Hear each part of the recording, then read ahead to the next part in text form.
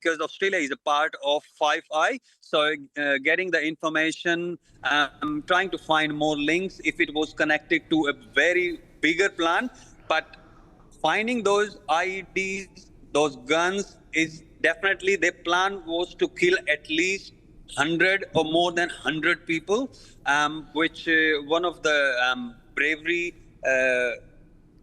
thing happened from that person who was going 43-year-old man. He took the gun away from that person. Otherwise, it could have been even bigger. Not 15 people, it could have been 30, 40, 50 people were shot. And if those IED were used and police wasn't there that quickly, it would have been very big disaster, and it would have been one of the biggest attack in Australian history. So police did a very good job around the Bondi beach. They are patrolling always there. Within couple of minutes, they were backup was called, and a lot of police car were there. So I think police handle it pretty well, but they're still investigating. And what is unfolding that there could be more people involved. They haven't confirmed, but they're still investigating that. Okay, thank you, Sandeep, for joining us with those inputs.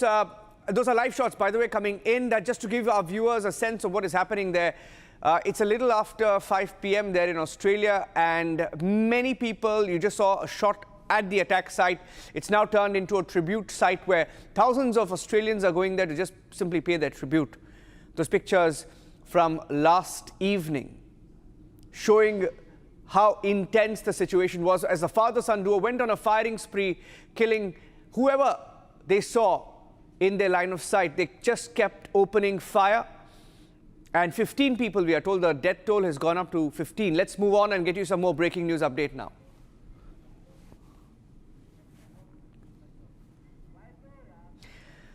And flight disruptions continue in the national capital. This is after the Indigo crisis. The fog in the national capital, rather over the national capital, has disrupted flight operations of several carriers, not just Air India, Indigo, Akasa, SpiceJet. Most airlines are facing disruptions. We had some pictures from inside the airport. Inside the airport, we'll play those pictures as well.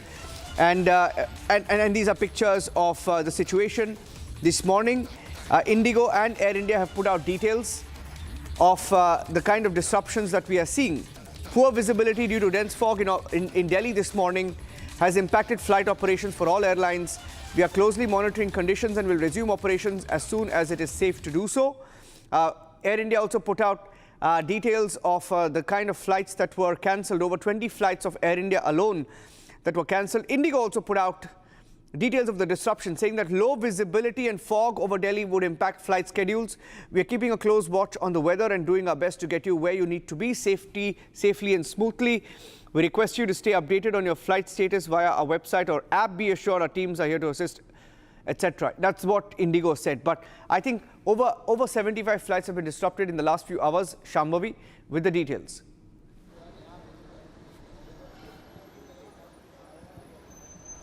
Right, and this started with Indigo releasing a statement regarding how they've been asking the passengers to be a little patient and also make sure that they travel with some extra time.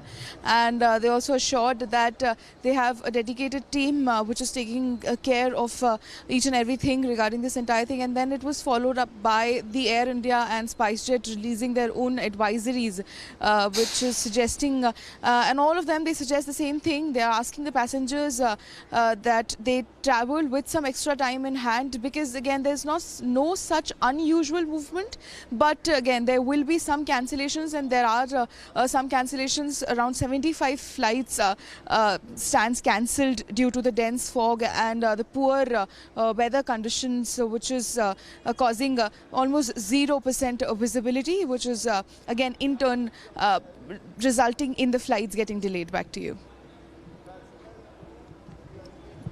Speaking in Parliament, we'll quickly cut across live as he speaks on the disruption. Cutting across live for an update from the Minister. Expand करने की बहुत ज़रूरत है. उड़ान document में ये list किया गया कि महसाना हम डेवलप करेंगे, बट इसका एक और प्रोसेस है कि हम एयरलाइंस को भी बिड करने के लिए देते हैं ये रूट के लिए। अगर महसाना मुंबई की अगर डिमांड हो या महसाना अहमदाबाद या महसाना दिल्ली, तो कोई भी अगर एयरलाइंस बोलता है कि हम लोग यहाँ से वहाँ तक हम शुरू करने के लिए तैयार हैं, तो हमें भी एक इनिशिएटिव मिल जाता है कि एयरलाइंस ऑलरेडी रेडी है तो हम उस हवाई पट्टे को भी डेवलप करें। तो एक एयरलाइंस को रेडी होना चाहिए, दूसरा राज्य सरकार को ज़मीन भी देना चाहिए कि उस हवाई पट्टे को हम हवाई अड्डा बनाने के लिए ज़मीन दें। Thank you. थर्ड सप्लीमेंट्री श्रीमान कार्तिकेय शर्मा जी। चेयरमैन सर, मैं माननीय मंत्री जी से पूछना चाहता हूं। Minister, a brief statement from the Minister inside the Parliament on the status of the flight operations. We have some more breaking news update coming in on the channel. Let's move on and get you some more news.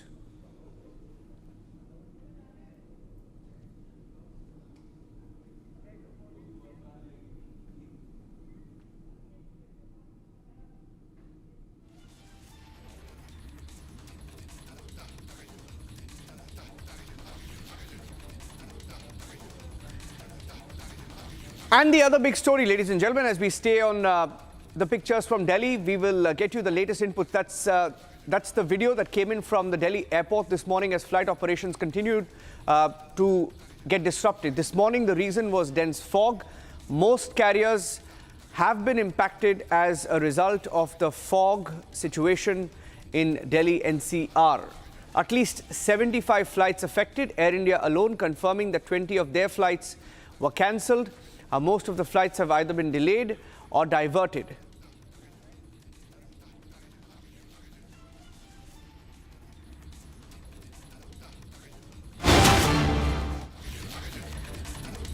And the Congress party has responded to the death to Prime Minister chants that were heard during the official Congress rally on the weekend. The issue reached the Parliament. Both in Lok Sabha and Rajya Sabha, BJP MPs and ministers, top ministers raised the issue, asking for the Congress party to apologize, asking Sonia Gandhi to apologize on behalf of her party, and the kind of slogans that were raised when Congress workers were heard chanting death to the Prime Minister. Here's what happened in the Lok Sabha, Rajya Sabha, and how the Congress party responded to it.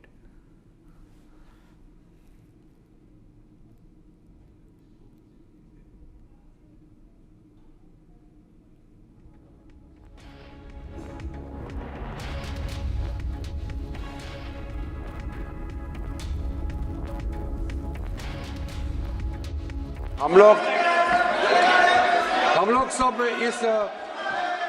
सब इस सदन का सदस्य है, अलग अलग party से।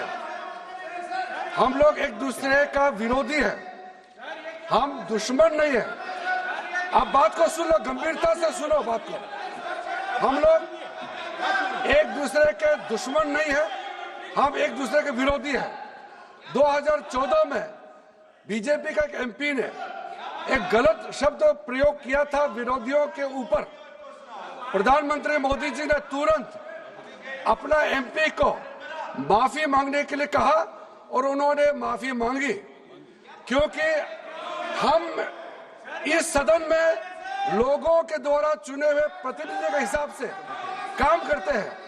कल कांग्रेस के रैली में प्रधानमंत्री मोदी जी का कब्र खोदने के लिए बात कहा गया है।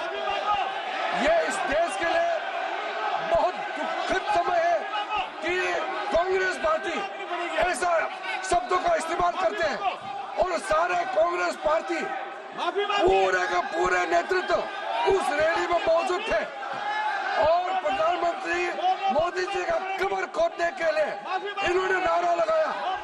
इस देश के लिए इससे शर्मनाक, इससे ज्यादा दुर्भाग्यपूर्ण कोई चीज नहीं हो सकता है कि देश के प्रधानमंत्री 140 करोड़ के नेता, विश्व में सबसे प्रसिद्ध, सबसे मजबूत नेता आदरणीय प्रधानमंत्री मोदी जी का कब्र खोदने के लिए कांग्रेस के रैली में बात कहा गया है।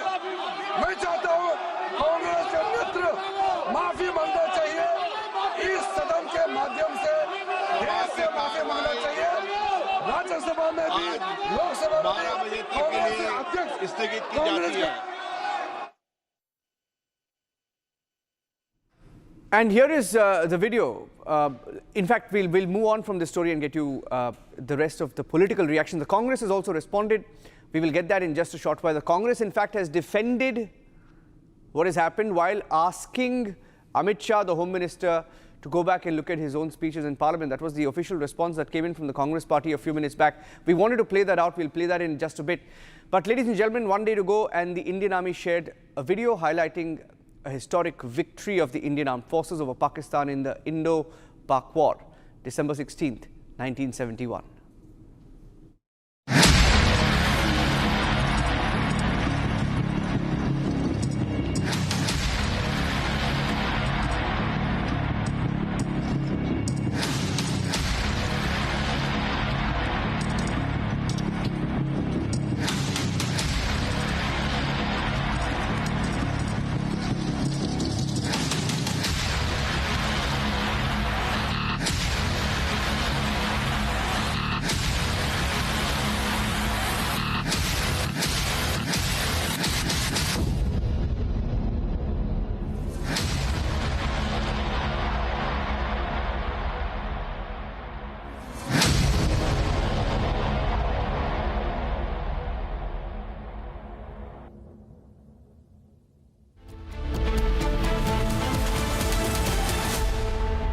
थोड़े में ज्यादा स्वाद यही तो है इसकी खास बात। वाओ मामा, क्या स्वाद है? अरे मेरे राजा। Amity has been ranked amongst the top 3% universities globally, a testimony to Amity's globally benchmarked quality. दादी के हाथों का जादू और खुशबू से महकता घर, माँ की मुस्कुराहट और खाने की सुगंध। MDH गरम मसाला, क्योंकि हर रिश्ता है स्वाद से जुड़ा।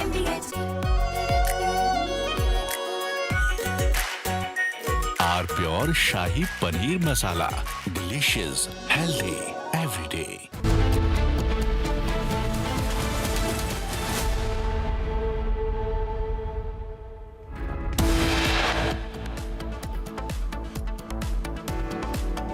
After death threat issued to Prime Minister Modi in a Congress rally, BJP demands an unconditional apology from the Congress. Saurabh Luthra and Gaurav Luthra legal teams land in Thailand. Luthras to be deported to India soon.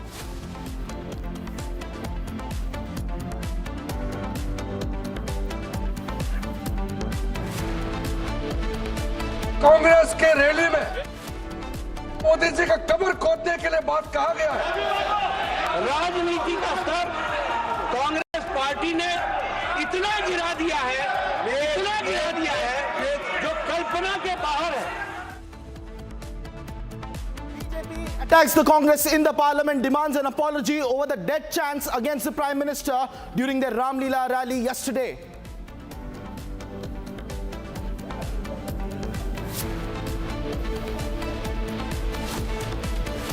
BJP says Sonia Gandhi must apologize unconditionally on behalf of the Congress.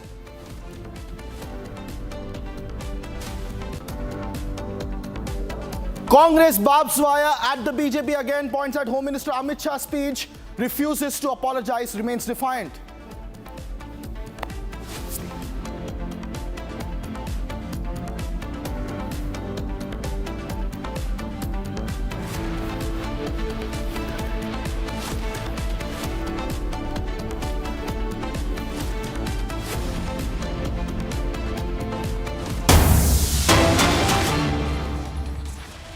And ladies and gentlemen, we are getting a fresh breaking news update coming in as we speak. Congress is now defending the death threat chants raised against the Prime Minister during their rally.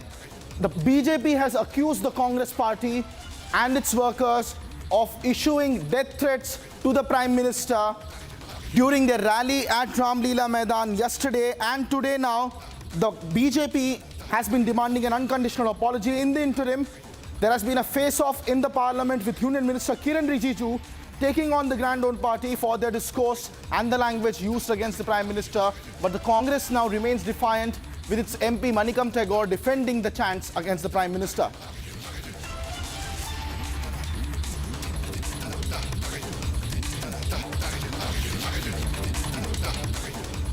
And ladies and gentlemen, we are getting in more breaking news update on this developing story as it becomes the #1 headline in the country this afternoon. Congress rally at Ram Leela Maidan yesterday saw death chants against the Prime Minister.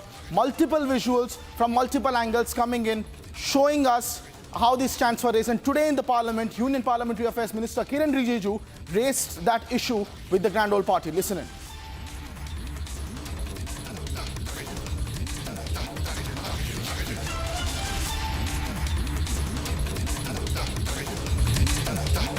Language का नाम बताइए ना, बिना नाम जनाब का आज ये पूछना सही है क्या? किसका माफी मांगना चाहिए? अमित शाह का माफी मांगना चाहिए, हमें माफी मांगना चाहिए? अमित शाह पार्लियामेंट का मंदिर बोलते हैं, वो आके माफी नहीं मांगता है। और वोट चोरी गद्दी चोर रैली इतना बड़ा सक्सेस हो गया, इसलिए समझ नहीं पा रहे वो क्या रहा है इस देश में, इसलिए आके पार्लियामेंट डिस्टर्ब करने लगे। कौन अब्यूसिव लैंग्वेज यूज का नाम बताइए ना, बिना नाम जनाब का आज ये पूछना सही है क्या? किसका माफी मांगना चाहिए? अमित शाह का माफी मांगना चाहिए, हमें माफी मांगना चाहिए? अमित शाह पार्लियामेंट का मंदिर बोलते हैं, वो आके माफी नहीं मांगता है। और वोट चोरी गद्दी चोर रैली इतना बड़ा सक्सेस हो गया, इसलिए समझ नहीं पा रहे वो क्या रहा है इस देश में, इसलिए आके पार्लियामेंट डिस्टर्ब करने लगे। This is totally a baseless drama they are created today. I think it is because of the biggest successful conducted rally. Delhi never seen this type of enthusiasm, this type of participation for a Congress rally within these 10-15 years. It may be provoked them, but what they are blaming, I asked Kiran Rijiju, any Congress leader spoke about it. They are telling some people in the rally, they are telling all these things. These are baseless. We don't know. Lakhs of people are participating in the rally. It is not our customs to blame, use dirty language, unacceptable language against any political leader, even though they are our political enemies. Our party's policy is not like that.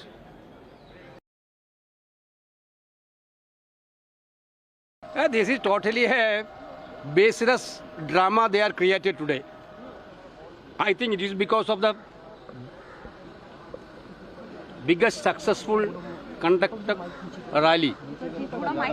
Delhi never seen this type of enthusiasm, this type of participation for a Congress rally within these 10-15 years. It may be provoked them, but what they are blaming, I asked Kiran Rijiju, any Congress leader spoke about it. They are telling some people in the rally, they are telling all these things. These are baseless. We don't know. Lakhs of people are participating in the rally. It is not our customs to blame, use dirty language, unacceptable language against any political leader, even though they are our political enemies. Our party's policy is not like that. So there you heard the Congress leaders defending their party and their stand, saying that nothing of that sort happened and in fact remaining defiant. But in videos that have surfaced on social media, you can clearly see Congress workers were heard chanting death threats against the Prime Minister. Let me take you back to those visuals and sequences that came in yesterday when those chants were captured on camera.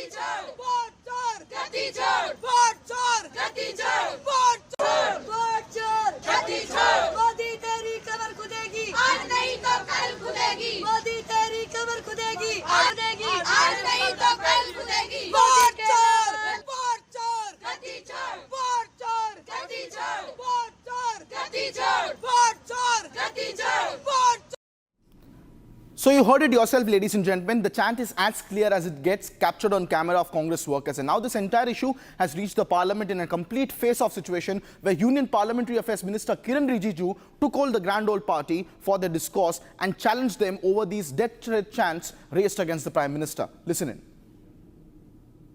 हम लोग सब इस सदन का सदस्य है, अलग अलग पार्टी से। हम लोग एक दूसरे का विरोधी है, हम दुश्मन नहीं है। आप बात को सुनो, गंभीरता से सुनो बात को।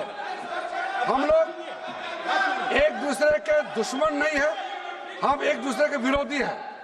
2014 में बीजेपी का एक एमपी ने एक गलत शब्द प्रयोग किया था विरोधियों के ऊपर। प्रधानमंत्री मोदी जी ने तुरंत अपना एमपी को माफी मांगने के लिए कहा और उन्होंने माफी मांगी, क्योंकि हम इस सदन में लोगों के द्वारा चुने हुए प्रतिनिधि के हिसाब से काम करते हैं। कल कांग्रेस के रैली में प्रधानमंत्री मोदी जी का कब्र खोदने के लिए बात कहा गया है। ये इस देश के लिए बहुत दुखद समय है कि कांग्रेस पार्टी ऐसा शब्दों का इस्तेमाल करते हैं और सारे कांग्रेस पार्टी पूरे का पूरे नेतृत्व उस रैली में मौजूद थे और प्रधानमंत्री मोदी जी का कब्र खोदने के लिए इन्होंने नारा लगाया। इस देश के लिए इससे शर्मनाक, इससे ज्यादा दुर्भाग्यपूर्ण कोई चीज नहीं हो सकता है कि देश के प्रधानमंत्री 140 करोड़ के नेता, विश्व में सबसे प्रसिद्ध, सबसे मजबूत नेता आदरणीय प्रधानमंत्री मोदी जी का कब्र खोदने के लिए कांग्रेस के रैली में बात कहा गया है। मैं चाहता हूं कांग्रेस के नेतृत्व माफी मांगना चाहिए, इस सदन के माध्यम से देश से माफी मांगना चाहिए। राज्यसभा में भी, लोकसभा में भी कांग्रेस के अध्यक्ष कांग्रेस के सर, बहुत ही दुख के साथ और उद्वेलित मन से मैं एक विषय को सदन के सामने लाना चाहता हूं कि कल जो कांग्रेस पार्टी की रैली हुई उसमें नारे लगे,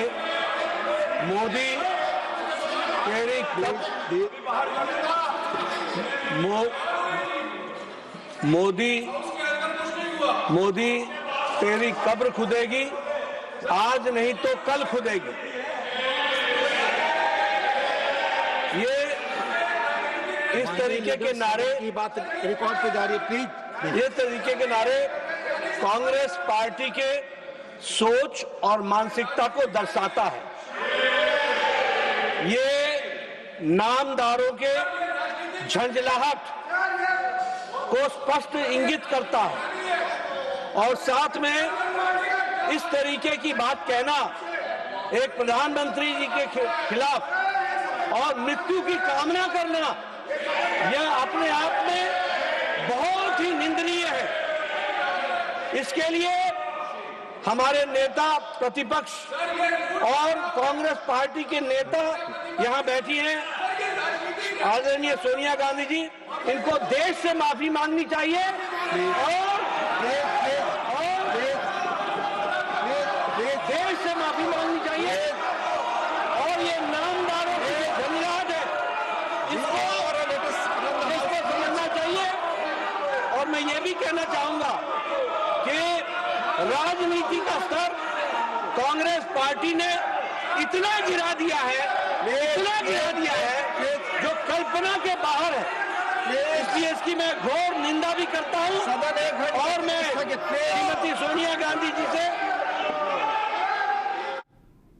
Well, that is what happened in the Parliament today, ladies and gentlemen. At the same time, during the Supreme Court hearing, the Indigo matter came up. In fact, a petitioner approached the Supreme Court with a public interest litigation. However, he was told to approach the Delhi High Court, as the Delhi High Court is already listening to a PIL filed in the entire matter. And the Supreme Court said that the petitioner is welcome to come back to the Supreme Court if their demands and redressal is not met by the Delhi High Court proceeding that is going on there, observing that the issue is already seized off by the Delhi High Court, and a bench led by Chief Justice of India Surya Kant requested the petitioner that the High Court will allow the PIL petitioner to join the proceedings related to the Indigo crisis pending before it. All the issues raised by the petitioner are pending consideration before the Delhi High Court, said the Supreme Court. They also said that the petitioner has expressed that he will join the proceedings before the High Court, and we request the Delhi High Court to allow the petitioner to join. So now the entire crisis once again reaches the Supreme Court of India, and the Supreme Court has asked the petitioner to take the PIL and join, in fact, the PIL that was ongoing already in the Delhi High Court. My colleague Shambhavi joins us live on the broadcast with more details on the story. Shambhavi, the Indigo crisis continues, and now more petitions are reaching the Supreme Court, but the Honorable Supreme Court has asked this latest petitioner to go to the High Court, where already a PIL has been filed and the High Court has been hearing the matter.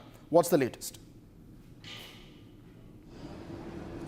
Well, what was expected, Kritha, that has happened, because then again, on the same matter, on this entire matter of Indigo crisis, two petitions were filed at the same time. One was filed in the Supreme Court and one was filed in the Delhi High Court.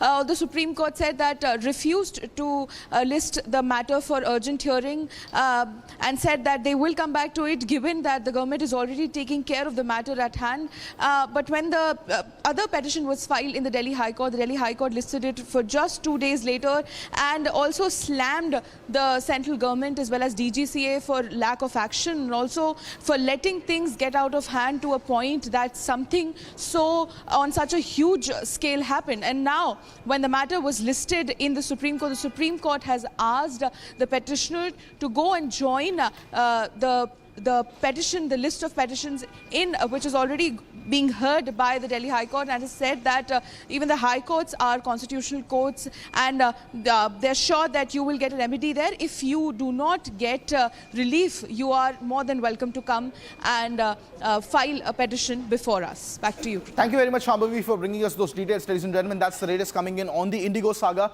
which reached the Supreme Court, but the Supreme Court has asked the PIL petitioner to go and approach the Delhi High Court, where the proceedings are presently underway. Bringing you more breaking news detail now coming in from the state of Maharashtra, where the Mumbai police have made a major breakthrough in their fight against narcotics. A synthetic drug factory worth staggering rupees 150 to 200 crore has been now busted, and that the police has calling it one of the biggest operations against the narcotics of its kind. Here's a quick report on that massive narco terror crackdown by the Mumbai police. In a big win, the Mira Road police have made a breakthrough in their fight against narcotics. A synthetic drugs factory worth a staggering 150 to 200 crore rupees has been busted, and the police are hailing it as one of the biggest operations of its kind. The Mira Road police conducted the raid, uncovering the massive synthetic drugs factory. This operation is being touted as a significant blow to the narcotics trade in the region. This is not an isolated incident, as just 2 days ago, the Mumbai police busted a similar drug factory in Satara, seizing drugs worth 115 crore rupees. The Maharashtra police are leaving no stone unturned in their efforts to curb the narcotics trade in the state. With these latest busts, it's clear that they are making significant progress. Just 24 hours ago, the Mumbai crime branch busted an illegal drug manufacturing unit, seizing 7.5 kilograms of drugs. Well, that's the latest coming in from the Mumbai narco terror bust, ladies and gentlemen, but a lot more is making news across the country. Let me bring you all those details in the next 1 minute. This is Bharat in 2.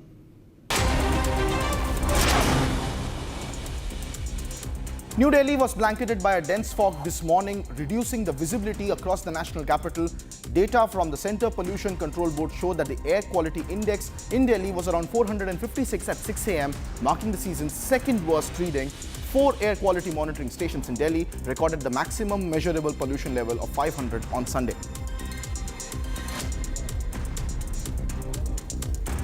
In view of the dense fog conditions, the Delhi airport authorities and several major airlines, including Indigo and Air India, issued advisories to passengers. In an ex-post, the Delhi airport stated that due to the dense fog, flight operations may experience disruptions. The airport authorities are closely working with all stakeholders to minimize inconvenience to the passengers. For the latest flight updates, passengers were advised to contact their respective airlines. We sincerely regret any inconvenience caused, said the Delhi airport authorities. A cold wave continues in the Kashmir Valley with a drop in temperature. Tourist movement remains steady, with visitors expressing appreciation for the weather and overall experience despite the absence of snowfall so far. Uttar Pradesh's Chief Minister Yogi Adityanath paid his tribute to Sardar Vallabhbhai Patel on his death anniversary. Yogi Adityanath said today the entire nation is remembering the Iron Man Sardar Vallabhbhai Patel and expressed his gratitude for services to the nation. He was born in an ordinary farmer's family, said Yogi, and acquired higher education, and the purpose behind which was not to take a job but to dedicate his life and benefits of his talents to Mother India by understanding the country and the world. He led the freedom movement and endured tortures of jail many times, and he strongly opposed the partition of India as well, said Yogi Adityanath at the event.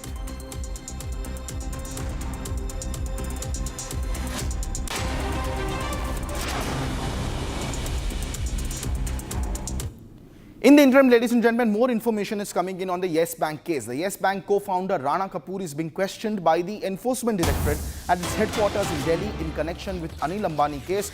Officials are now interrogating the Yes Bank co-founder Rana Kapoor in the massive thousands of crores worth of Anil Ambani scam which has been on the Enforcement Directorate's radar. This is the first time now that the Yes Bank authorities are also now being questioned in the ED case. This comes just 1 week after Anil Ambani's son was also named in one of the complaints by the Enforcement Directorate on this case. My senior colleague Shavan Sen joins us live on the broadcast with more details on this story. Shavan, what's the latest now that Rana Kapoor is also being questioned by the Enforcement Directorate? Well, this all stems from the initial FIR that was registered by the Central Bureau of Investigation in the alleged bank fraud scam.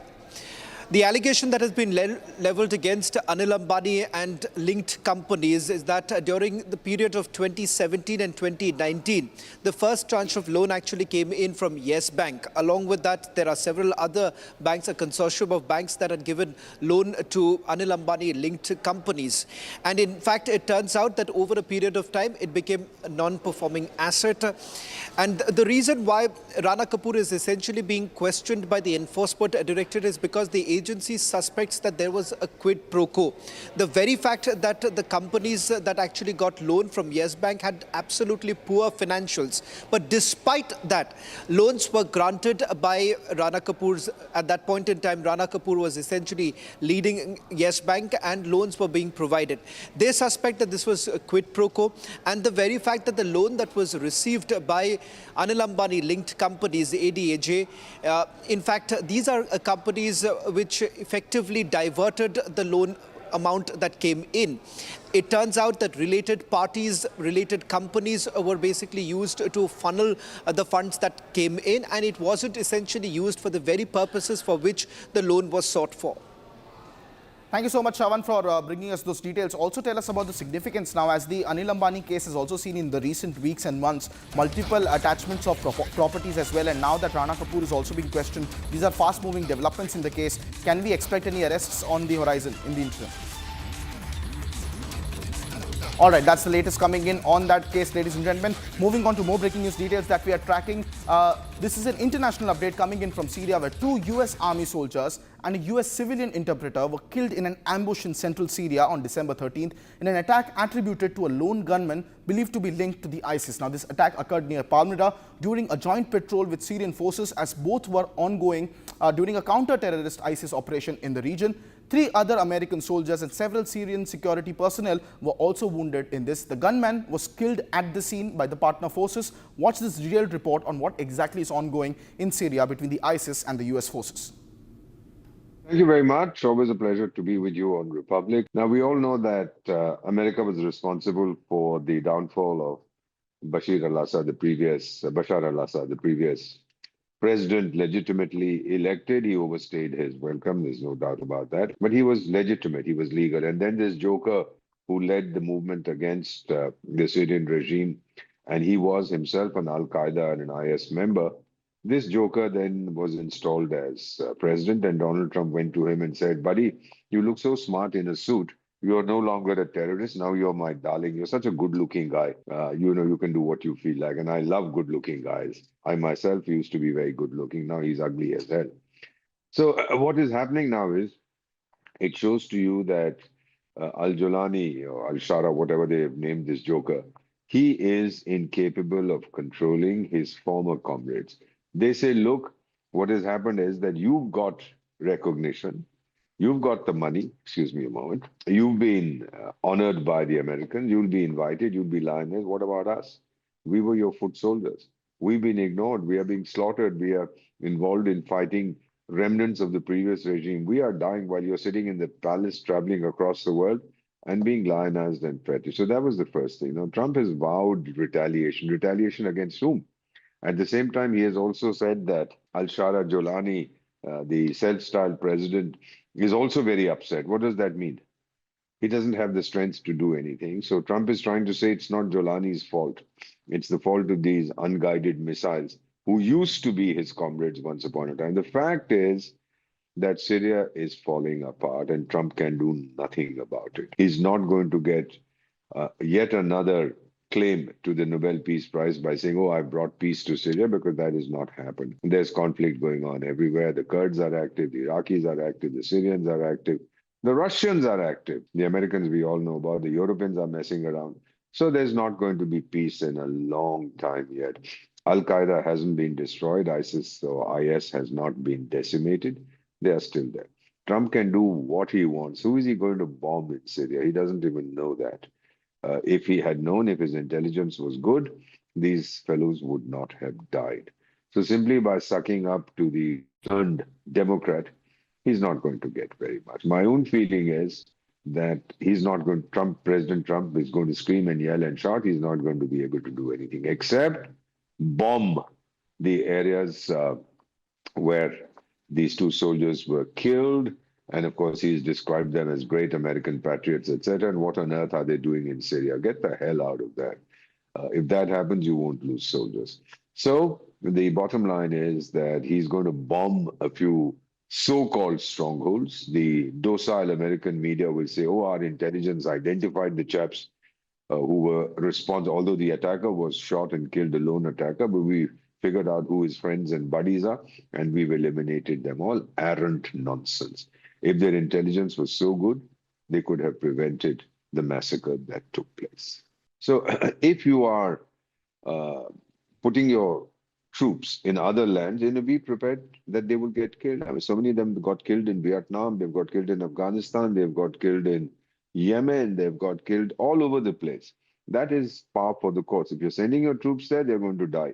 He hasn't sent any troops to his once upon a time darling, a chap in Ukraine called Beginsky or Zelensky or something like that, because he doesn't want to lose any troops. He knows that if they go in there into Ukraine, they are going to get slaughtered by the Russians. So he's very quiet about boots on the ground there, but he's put boots on the ground in Syria.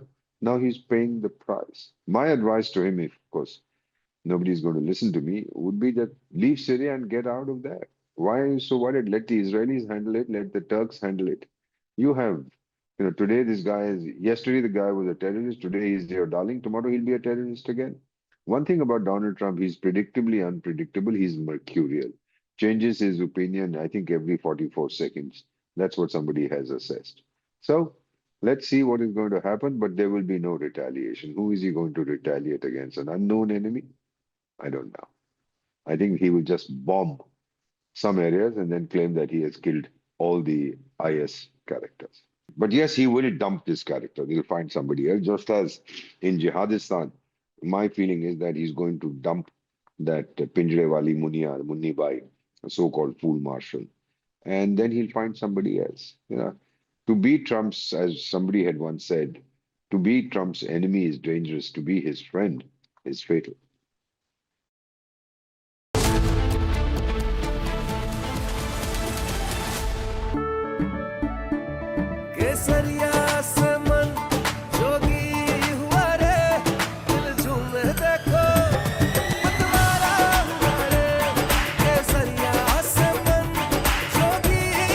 हर पल मनाओ केसरी त्योहार। विमल, बोलो जुबान Kesari. MDH की हल्दी मिर्ची धनिया करे कमाल, ये रंग दे, ये खुशबू दे, ये तीखा, ये कम पड़े, क्या निराला MDH masala.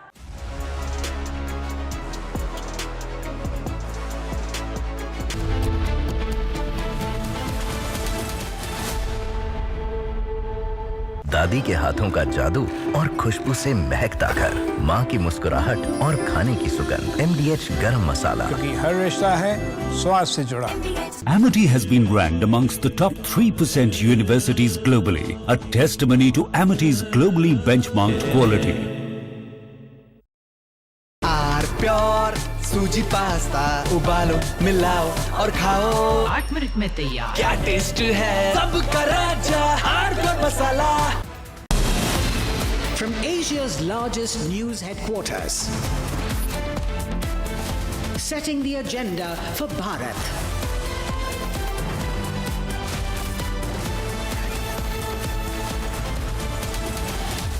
You're watching Republic.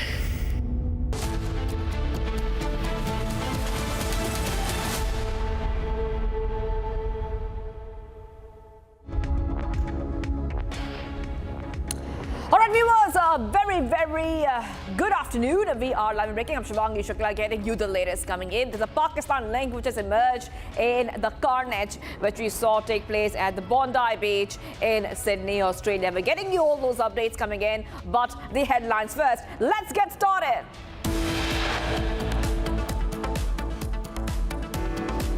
Pakistan link emerges to the Sydney Bondi beach attack. Pakistan-based Naveed Akram caught alive. Australian investigators probe the ISIS link to father-son terrorist duo who were allegedly radicalized before the attack.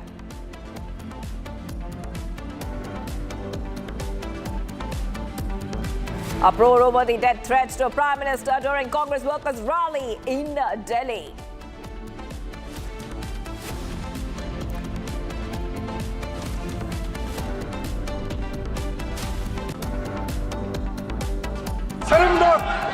इससे ज्यादा दुर्भाग्यपूर्ण कोई चीज नहीं हो सकता है। कांग्रेस मित्र माफी मांगना चाहिए। Big ruckus in Parliament over Congress death threat to Prime Minister. BJP demands unconditional apology from Sonia Gandhi.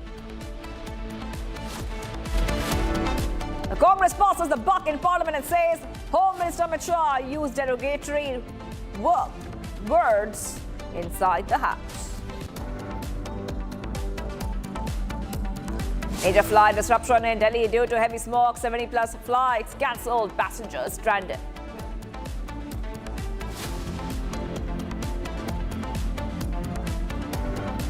Getting you some big updates coming in, viewers. According to a highly placed source, a Goa police team is right now scheduled to fly to Delhi this evening itself and stay overnight, as the Luthra brothers expected to be deported from Thailand, arriving in the national capital tomorrow evening. So tomorrow evening is when we're expecting the Luthra brothers to be arriving.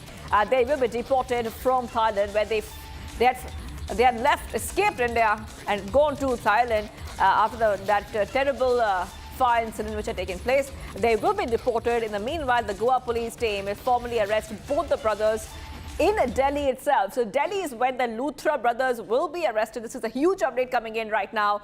Once they arrive, Luthra brothers arrive in Delhi, we see that they will be arrested upon their arrival, after which further legal procedure will follow in this case. So this is what we see right now, viewers. Back-to-back updates coming in on Republic TV, getting you these updates as the CBI, remembers, already at in Thailand. We see that at the same time, the legal team of Luthra brothers are also in Thailand to facilitate the process, the deportation process, which will be taking place. So we'll try to go across to our reporters in a short while from now to help our viewers understand what is next. But the Goa police will be in Delhi, and just when the Luthra brothers, the moment that they land here, and this is expected around tomorrow evening when this will happen, they will be arrested, viewers. They had fled from Goa after the nightclub fire, and they had gone to Thailand. Now they will be arrested the moment that they touch down in the national capital. Surali is joining us. Surali, this was a very, very unfortunate fire incident which had taken place. Now, the focus, of course, would be on the Luthra brothers. And we understand, according to the latest coming in, that the Goa police team is arriving, and the moment the Luthra brothers touch down on Indian soil, the national capital, they will be arrested. So what can we expect and when will this happen? Yes, that's true. A major breakthrough information we are getting in right now is that Luthra brothers will be brought back tomorrow to India in Delhi, and Goa police team will be leaving for Delhi today itself. And as soon as they touch the Indian soil, they'll be arrested by the Goa administration and Goa police. That's what we are getting in. Now, we all know that there was a meeting that happened between the legal team and Luthra brothers for 30 minutes. And on the other hand, legal team is there to expedite the entire process of deportation, and we were expecting this information anytime soon. And now this is a very major breakthrough update we are getting in, that tomorrow major alleged perpetrators of Goa fire tragedy will be brought back to India, and as soon as they land, they'll be arrested by the Goa police and brought back to the state of Goa. So we were earlier informing you that on the 17th December they'll be brought back to Goa. So the information seems to be very correct. So tomorrow they'll be in Delhi, and day after tomorrow they might be expected in the state of Goa once they are arrested. We all know that this tragic fire incident unfolded. Yes, okay. Thank you, Surali, for getting us all those details. I'll be coming back to you for more on this story. We're getting some more breaking updates coming in. Let's go straight across to what is happening. That this is the Australia terror attack. A joint counter-terrorism team has launched an investigation, viewers, after recovering 3 firearms and 2 improvised explosive devices. With forensic examinations now underway. Remember that the investigation has been launched. The Australian Prime Minister's called this a terror attack. Now, as per the probe, the authorities are searching the homes of Naveed and Sajid, the prime accused in the Bondi beach attack case. 2 of the recovered firearms were found at Naveed's residence, while further inquiries and searches are ongoing to determine the full scope of this case. 16 people lost their lives in that mass shooting which had taken place, viewers, and now we see that a joint operation has now been launched, a counterterrorism team. Okay, we're being joined right now by Jitharth J. Bhardwaj, the Australia Today editor, who is joining us. Thank you for joining us, Mr. Bhardwaj. Now, of course, it's a very, very shocking incident which had taken place, and it's making headlines all over the world. Now, of course, it's been called a terror attack. That we know for sure. However, now the counter-terrorism team is taking action in this case. If you could help our viewers understand what can we expect next, because we also know that the Australian PM has spoken about gun culture and how the gun culture in Australia has to be more regulated. These 2 men, their guns were licensed. So when Prime Minister is talking about that it needs to be more regulated, then we have to understand that one of the persons, Naveed, was investigated for 6 months in 2019 for his alleged link with Islamic State. So how come local agencies and the licensing authorities didn't have a clue that this person, the father of the person applying for license, are having links with Islamic State terrorism cell in Sydney and in wider Australia? This is a very important clue. And as the opposition leader Susan Ley has said, that Prime Minister Anthony Albanese has failed to keep Jewish Australians safe in their own homes. It was the festival of Hanukkah where they were having good time and they were attacked. This should not be the reality of Australia. That's how it is coming through, and Prime Minister and the Albanese government itself is under pressure to justify their actions. So as of now, we are told that Prime Minister has asked all the states and territory to consider the proposals of the federal government to look into potential restrictions for the gun imports, the kind of gun they were used in this case.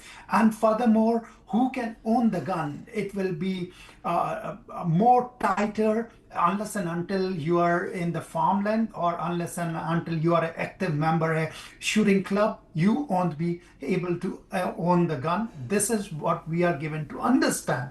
But the safety and security of minorities like Jew community in Australia. For last 2.5 years, since October 7, this has been called time and again that anti-Semitism has increased in Australia. Jewish community leaders have been pleading to government that something has to be done. Their synagogues were being firebombed in Melbourne and Sydney. Their homes were attacked. Their kids were on the streets attacked. This has to be stopped, and there has to be the action from political leadership. And that's where when Israeli Prime Minister calls on that Australia has failed to save the Jewish Australian, I think it is resonating here Mr. in Bhardwaj, we'll talk a little bit more about the ISIS link, ISIS link, Pakistan link, which has come out, connected to the perpetrators. But I'm getting some more breaking news coming in about some arms and ammunition. We're talking about arms and ammunition, which were recovered from the terrorist Naveed's residence. So more arms and ammunition have been recovered from Naveed's residence, from the perpetrators, the terrorist Naveed's residence. Mr. Bhardwaj, the investigators are probing this attack.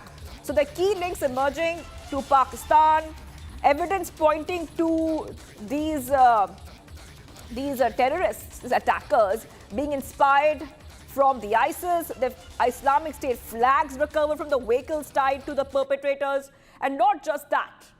Now arms and ammunition being recovered from terrorist Naveed's residence, Mr. Bhardwaj. I can confirm you that the arms which have been recovered from his residence and the look where they did this terror attack, they are all licensed. 6 guns were there. All 6 guns are accounted for now from his home and from the location of the attack. There is no other gun which was recovered. A police commissioner, New South Wales police commissioner, has confirmed to us that all the 6 guns which were licensed to his father are the ones which were used in this attack. So I think he had, yesterday he had full rights to have those guns, but to use those guns for a terror attack, this is what is the question being raised from all quarters right now. And of course, there were 2 flags in the cars of these father and son at the Bondi beach, ISIS flags. 2 separate flags were there, which were recovered by police. And 1 flag was in the car where IED was explosive was placed for probably to detonate after the attack, which was foiled by police and EFP officers there. All right, Mr. Bhardwaj, I really wanted to hold on for a second there because, a bystander, we're getting some more visuals and some updates coming in. A bystander tackled and wrestled a gun from one of the 2 gunmen during the Bondi Beach mass shooting, in which at least 16 people were killed. It was reported that the man was a 43-year-old fruit shop owner. The video of the scene shows the gunman standing on a footpath between a grassy area and a parking lot, holding a long-barreled weapon and firing into the distance. So the bystander, who is crouching behind a parked car, rushes towards the alleged gunman as he fires. He leaps onto him and wrestles the gun from his hand. So bystander overpowers the terrorist. Now we see these are the pictures that we are seeing on Republic TV, where you see that there was an attempt for this bystander which has overpowered the terrorist. He tries to take away the weapons from the terrorist. We are putting out these pictures which are coming in for you. All right. Okay, let's go back to Mr. Bhardwaj. Mr. Bhardwaj, we see that we see this situation where a bystander is trying to go ahead and overpower the terrorist. The video shows the man is standing on the footpath, and then he tries to overpower the terrorist. He rushes towards the alleged gunman. As he fires, he leaps onto him and wrestles the gun from his hand. So, of course, this is a heroic act that we saw from this bystander. What kind of effect has this video that we're seeing had on the Australian community? Well, he's a hero of Australia. if you talk to me, we have an award called Australian of the Year, then Ahmed deserves all of it. And what he did, he saved multiple lives there. You can see in the pictures which you are showing that Sajid Akram, the father, was tackled by Ahmed. He's a fruit shop owner. He came from Syria to Australia as a refugee, and what he has done is incredible. You can see in the pictures he has thrown a stone also at this person, and in the meantime, the son Nawed started shooting at Ahmed, and he has sustained multiple gun wounds to his torso and the leg. He's out of surgery. I can tell you that he's out of surgery, and he's critical but stable. Nothing, when you think of Australian community, that is the spirit that they come. Even the danger is in front of them, they will come to support each other. And this person is one of the example. And as gloomy day as it was yesterday, this was one of the brightest moment which I could find. Right, the hero bystander attempts to overpower the gunman there, and of course, like Mr. Bhardwaj is saying, Mr. Bhardwaj is the Australia Today editor, Jitarjay Bhardwaj, telling us that, of course, this is a heroic act which has been much appreciated. And of course, the Australian Prime Minister's called this entire carnage an act of pure evil. Thank you, Mr. Bhardwaj, for joining us on Republic TV. We are continuing the coverage as the investigation continues in the carnage that we saw in Australia. The eyewitnesses viewers have described this act of bravery from bystanders and police officers after gunman opened fire on the people. Let's listen it. Can you tell me what happened? Yes, there was two shooters, one on the bridge, one under the bridge. Just started to shoot for 20 minutes. They shoot, change magazine and just shoot. Simple as that. 20 minutes, was 4 policemen there. Nobody gave fire back. Nothing, like they are froze. Like for, it looked like 20 minutes. And they shoot. The guy changed magazine. I look at him all the time. I was with 2 of my babies under me, and I look at that, and it's just rifle and a pistol, and just shoot. And the other one was under. They started to come close to the audience. I think one of the people took his rifle and shoot him. That's one of them. That's what I saw. I didn't know how much I saw, but... Who were they targeting? Oh, all the crowd. Anyone. Jewish. Just shoot. Doesn't matter who. Men, all kids, everyone. Was no... Did they say anything? I couldn't hear. Like the shooting was so loud that we couldn't hear if they say. I was too far. Like he was on the bridge, I was near the tent. So, but I saw. I look at him. I look what he shot. I look at his rifle. He aimed. He did. He really take his time. He should take his time. And 4 policemen there didn't give fire back. I don't understand why. Why? What was going through your mind? Nothing. I'm Israeli. I'm familiar with this situation, but it's terrible in the middle of Bondi. It's terrible. What was tonight supposed to be about? Hanukkah events. Jewish Hanukkah events. Like we do it every year. Sunday, first day of Hanukkah, we do it here.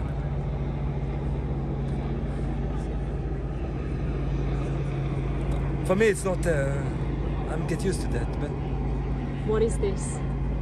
Try to kill us, this, terrorism, try to kill Jews. Doesn't matter who you are, what you are. You kill a Jew, that's it.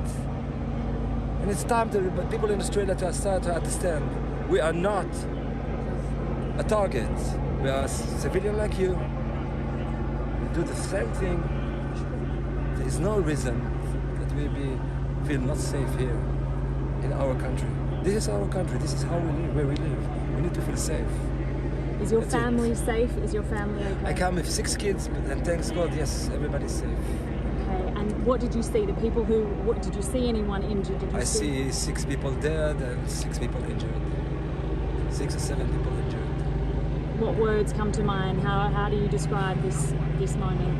was a soldier, so I just checked that my kid is okay, that everybody around me is okay. Call medical people for the injured, and that's what I could do, to collect my kids and run away to the car. You were a soldier in Israel? Yeah. Did you ever expect a war zone at Bondi Beach? But I know it's come one day. I know it's come one day. I saw many incidents. I know it's come one day, but not that level. No, I thought one gun car, one shoot, one bullet, not 20 minutes. What's your name, please? My name is Shmulik. Could you spell it for me, please? SHMULIK. Your surname? Scuri. SCURI. Thank you so much. Let's move ahead right now. News coming in from Mumbai, where the Mira Road police has made a major breakthrough when it comes to fights against narcotics and drugs. Let's take a look at this report as we get you the latest. In a big win, the Mira Road police have made a breakthrough in their fight against narcotics.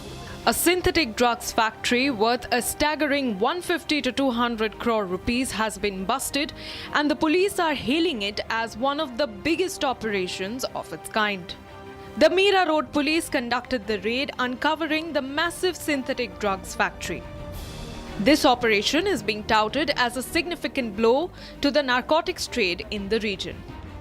This is not an isolated incident, as just 2 days ago, the Mumbai police busted a similar drug factory in Satara, seizing drugs worth 115 crore rupees.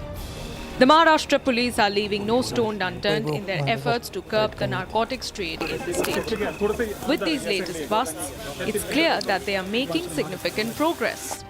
Just 24 hours ago, the Mumbai crime branch busted an illegal drug manufacturing unit, seizing 7.5 kilograms of drugs.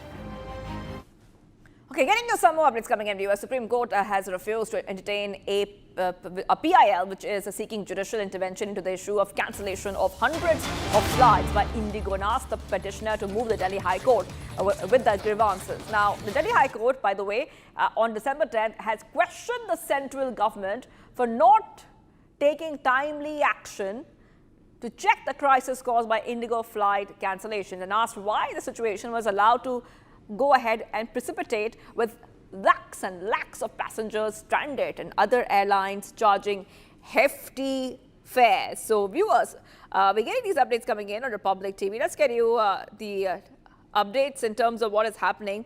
Supreme Court refuses to hear plea on cancellation of Indigo flights, asking petitioners to move the High Court instead. The Delhi High Court with the grievances. The Delhi High Court on December 10th questioned the central government for not taking timely action to check the crisis caused by Indigo flight cancellations, and asked why the situation was allowed to precipitate. It was a hearing, a PIL seeking directions to the centre to provide support and refunds to passengers affected by the cancellation of hundreds of flights by Indigo. Let's go straight across to my colleague Shambhavi. Shambhavi, we see that the Delhi High Court will be hearing the grievances of the passengers who, of course, had to suffer because of the crisis. We saw the Indigo crisis with the delays and cancellations.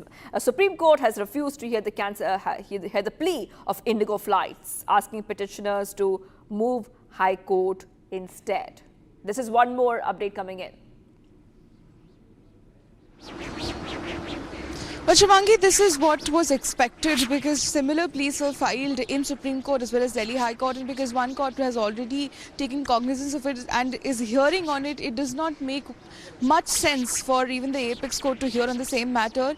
And because both the pleas are very similar in nature, and it is regarding this entire Indigo crisis, which because of which thousands and thousands of passengers were struggling with cancelled and delayed flight. So the Supreme Court rightly asked the advocate who filed the petition before the Supreme Court that they should just go and join the ongoing the petition which is being considered before the Delhi High Court, because Delhi High Court is already considering the matter. And in the last hearing, Delhi High Court even slammed the government as well as DGCA for failing to take appropriate action and letting things get out of hand, that something like this on such a large scale happened. Back to you, Shivangi.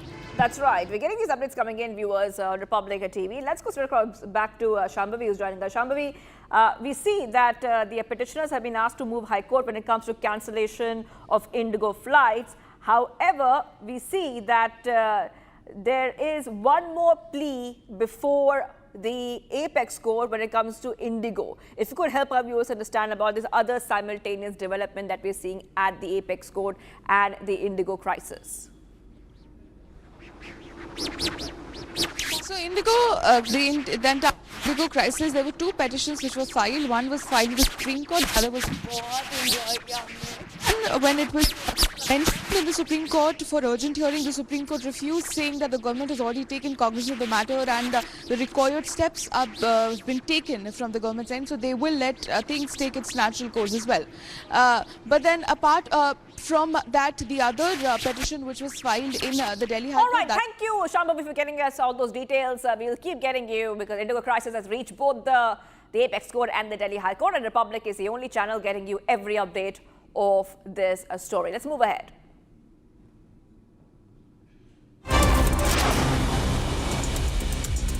All right, dense fog continues to grip North India severely, reducing visibility. About 6 vehicles collided in Hapur in UP due to thick fog and reduced visibility, leaving many injured. Further details awaited.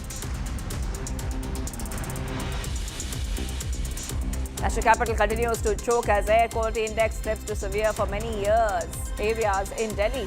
AQI of many areas nearly 500 this morning, causing difficulty in breathing for many residents.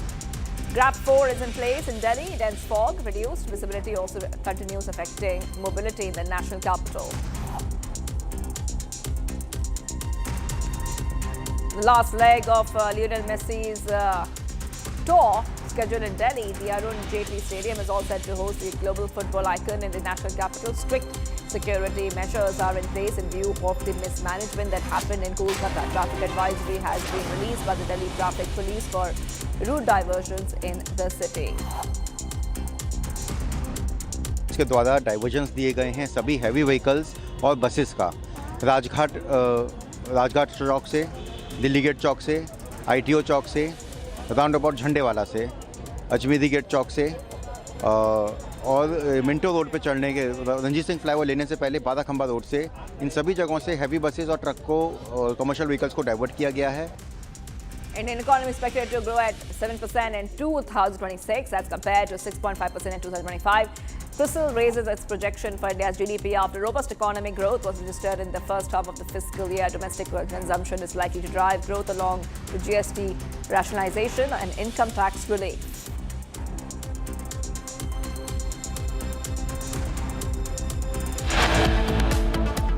More updates coming in, viewers of Republic TV. Coming up on the other side, put a focus on some of the other stories that we are tracking. Starting off with what's happening in the Parliament. Uproar over death threats to Prime Minister during Congress workers' rally in Delhi. The BJP heads back.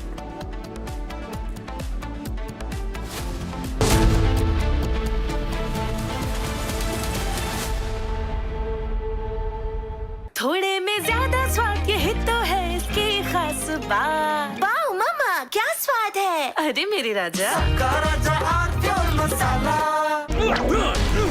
Please stop. झुमका, तेरा झुमका, तेरा झुमका। Not there, मेरा counter top टूट जाएगा। तेरा झुमका।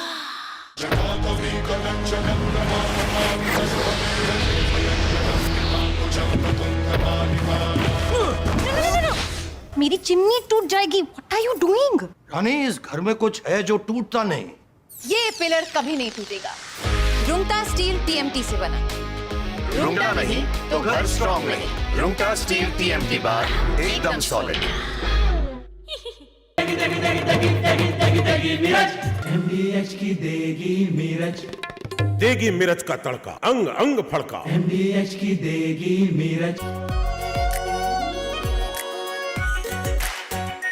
Are pure shahi paneer masala, delicious, healthy everyday.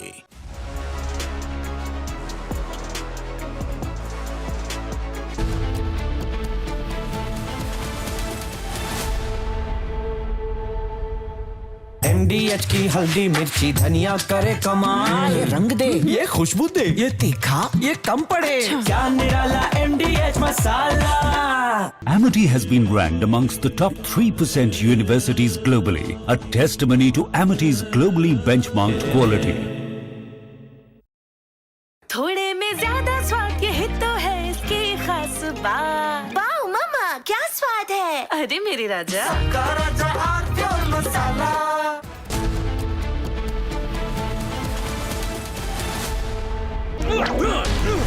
Please stop. झुमका तेरा झुमका, तेरा झुमका। नॉट देयर, मेरा काउंटर टॉप टूट जाएगा। तेरा झुमका।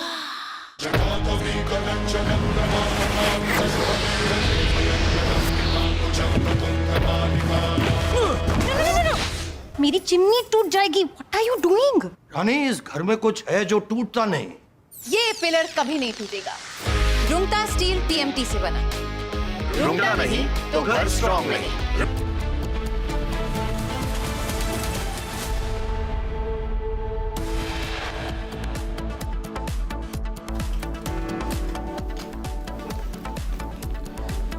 Pakistan link emerges to Sydney Bondi beach attack.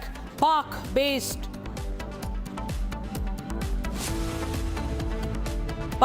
Naveed Akram caught alive.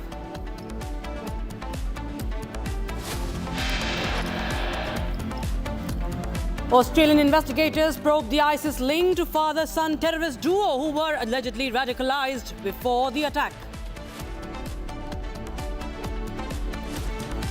Congress uproar over death threats to Prime Minister during Congress workers' rally in the national capital.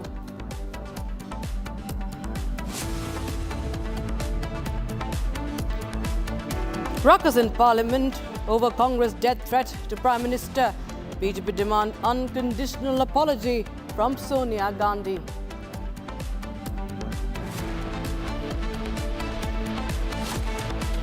Congress passes the buck in Parliament, says Home Minister Amit Shah used derogatory words inside the House. Major flight disruption in Delhi due to heavy smog. More than 70 flights cancelled, passengers stranded.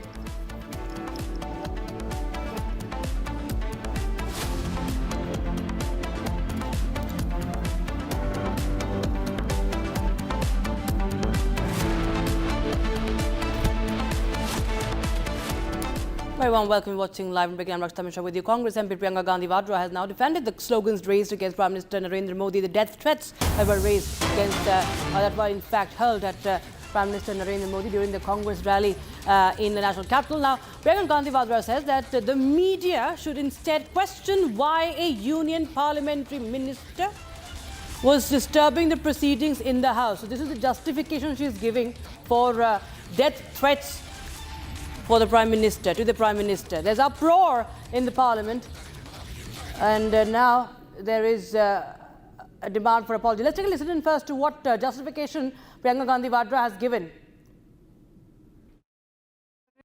आप ये नहीं पूछते कि यहाँ पे सरकार खुद session को डिस्टर्ब कर रही है, कि पार्लियामेंट्री अफेयर्स के मंत्री खुद क्वेश्चन आवर को डिस्टर्ब कर रहे हैं। ये आप नहीं पूछ रहे कि क्या हो रहा है संसद के अंदर।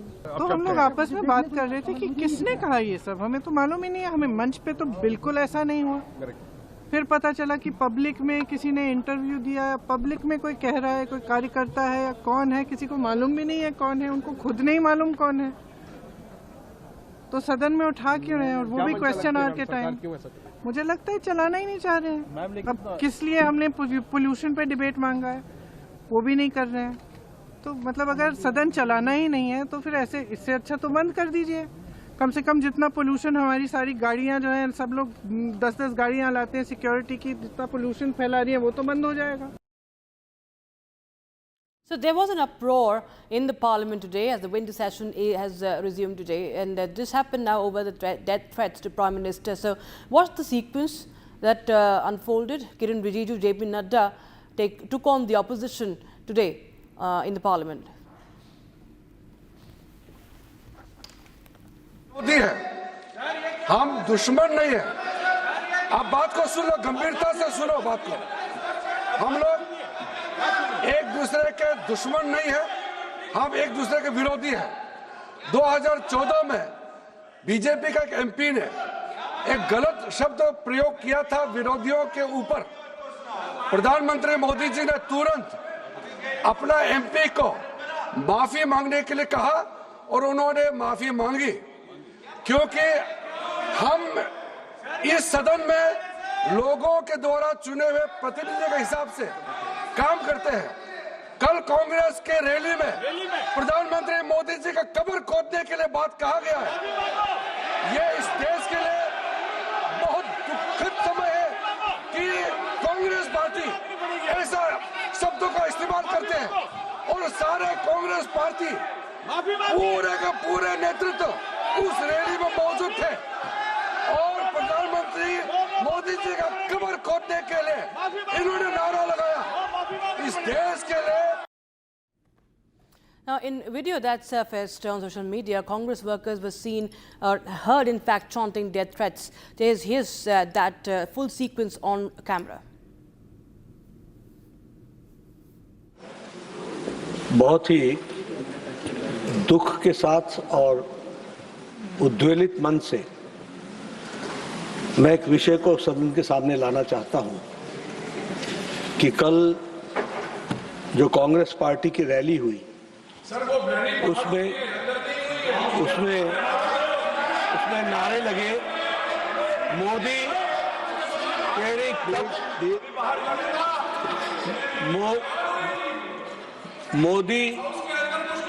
मोदी तेरी कब्र खुदेगी, आज नहीं तो कल खुदेगी। ये इस तरीके के नारे की बात रिकॉर्ड पे जा रही है, प्लीज। ये तरीके के नारे कांग्रेस पार्टी के सोच और मानसिकता को दर्शाता है। ये नामदारों के झंझलाहट को स्पष्ट इंगित करता है और साथ में इस तरीके की बात कहना एक प्रधानमंत्री जी के खिलाफ और मृत्यु की कामना करना, यह अपने आप में बहुत ही निंदनीय है। इसके लिए हमारे नेता प्रतिपक्ष और कांग्रेस पार्टी के नेता यहां बैठी हैं, आदरणीय सोनिया गांधी जी, इनको देश से माफी मांगनी चाहिए और देश से माफी मांगनी चाहिए और ये नामदारों की झंझलाहट है, इसको समझना चाहिए। और मैं ये भी कहना चाहूंगा कि राजनीति का स्तर कांग्रेस पार्टी ने इतना गिरा दिया है जो कल्पना के बाहर है। इसलिए इसकी मैं घोर निंदा भी करता हूं और मैं श्रीमती सोनिया गांधी जी से Now, there's a video that has surfaced on social media. Congress workers have heard chanting death threats on camera. Listen in.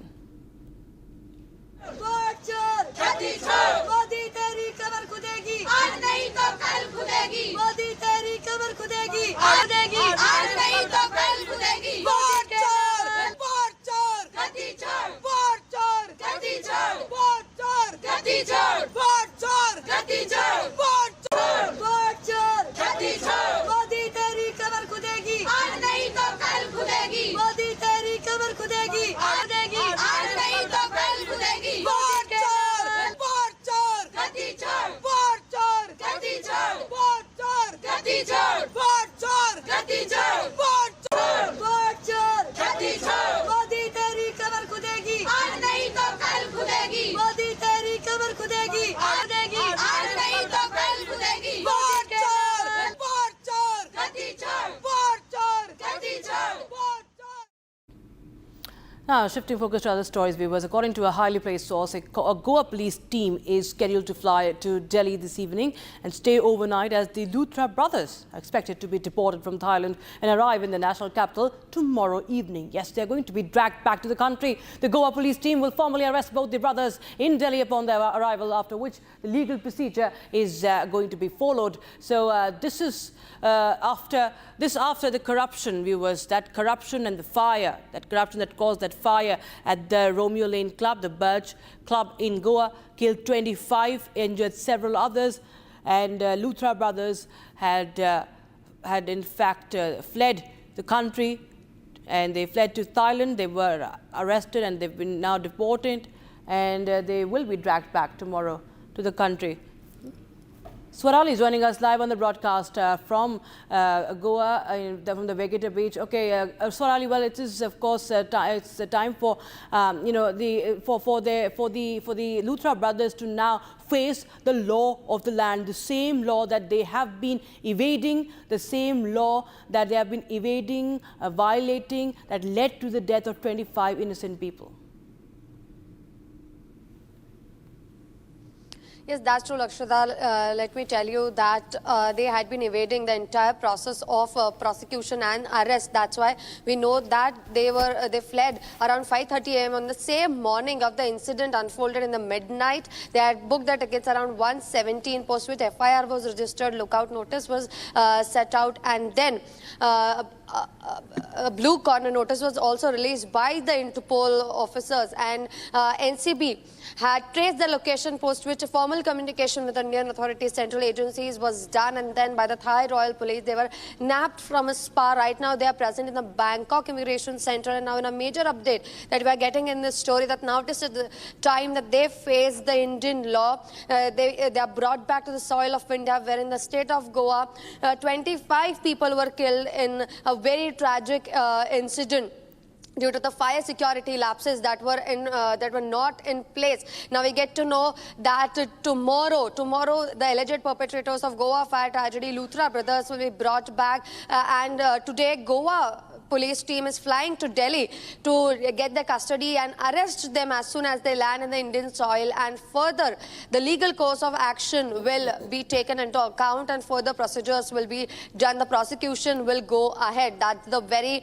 important breakthrough update and a major success, wherein people were demanding for justice because of the lack of fire security protocols. 25 people had to lose their lives, and now the alleged perpetrators, Luthra brothers, will be brought back to the soil of India from Thailand. Right. Stay on with us, Swarali, because in the aftermath of this Birch fire tragedy, there has been a strict crackdown on all the nightclubs in Goa, because it's not just about one particular club.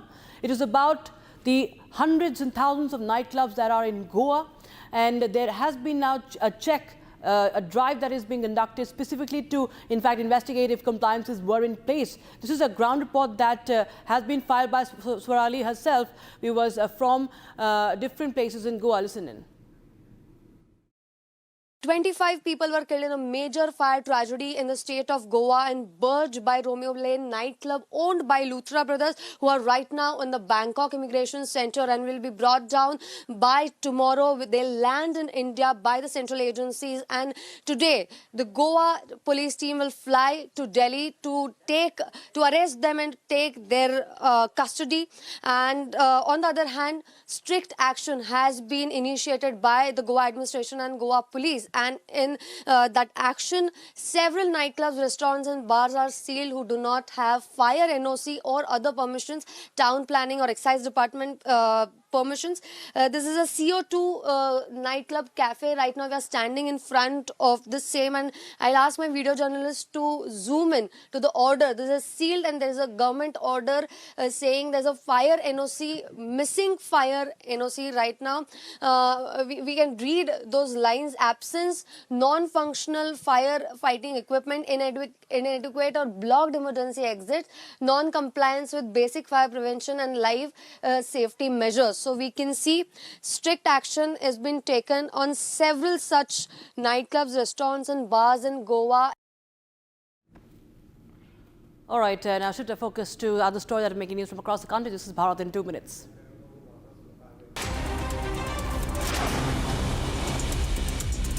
A dense fog continues to grip North India, severely reducing visibility. About 6 vehicles collided in Hapur of Uttar Pradesh due to thick fog and reduced visibility, leaving several injured.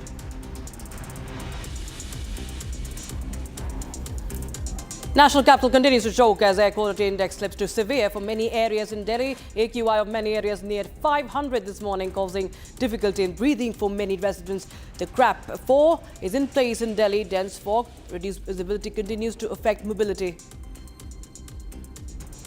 The last leg of Lionel Messi's gold tour scheduled in Delhi. The Arun Jaitley Stadium is all set to host the global football icon in the national capital today. Strict security measures are in place in view of the mismanagement that happened in Kolkata. Traffic advisory released by the Delhi Traffic Police for route diversions in the city.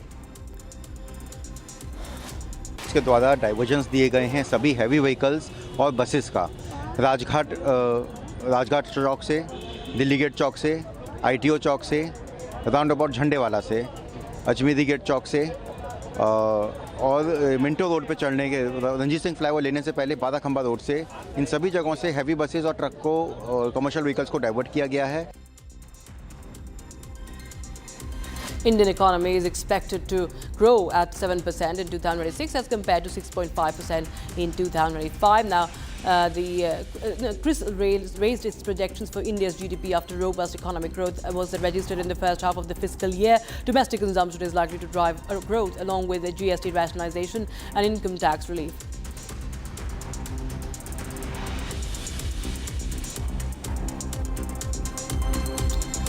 All right, we have some news coming in right now. The Indian Army is all set to finally receive the delivery of its remaining three the AH-64, the Apache attack helicopters from the United States, completing its long-pending induction of the Advanced Combat Platform, while the Indian Navy is preparing to commission its second squadron of MH-60R Seahawk helicopters this week. So finally, we get to know that the Apache delivery is going to happen, as it was a long-drawn wait. And my colleague Ishan is joining us live on the broadcast for more. Ishan, the flying tanks finally will be delivered. There was much delay. There was, of course, the Army was looking forward to its speedy delivery, and now we are getting this latest development that the flying tanks will be part of our arsenal soon. Absolutely. The Indian Army was supposed to receive the delivery of these helicopters long back, but there was an issue with the delivery status. Now the helicopters flew all the way from the United States and reached the United Kingdom. Once in the United Kingdom, Turkey did not provide them airspace clearance, and that is why these helicopters had to return back to the United States. Now an alternate route of delivery has been worked out, and this alternate route of delivery is being used to deliver the Apache helicopters back to India. Once delivered, these will be inducted into the Indian Army, providing much needed support in the western border sectors.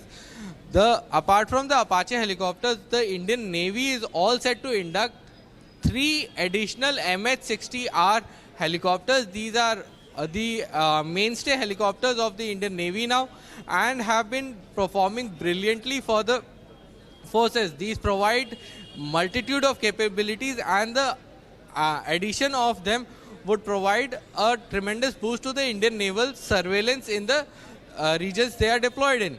Now coming back to the Apache helicopter, these Apache helicopters are one of the best in class helicopters, equipped with Hellfire missiles, multitude of ranging capabilities, multitude of laser sensors, a 60 mm gun in front of it. These are truly devastating machines when push comes to shove, and they have the capability to destroy tanks and provide close air combat support to the troops on ground. Right, Ishan, many thanks for joining us with those details coming in. So good news at least coming in right now, and we continue to track those developments closely. Now shifting focus to other stories. 2 American Army, U.S. Army soldiers and an American civilian interpreter were killed in an ambush in central Syria on the 13th of December in an attack attributed to a lone gunman. And we will be showing you this report on the same. And meanwhile, we are getting in some more. Okay, so this is about the joint patrol that had been carried out with Syrian forces as a part of ongoing counter-ISIS operations in the region. 3 other American soldiers and several Syrian security personnel were wounded.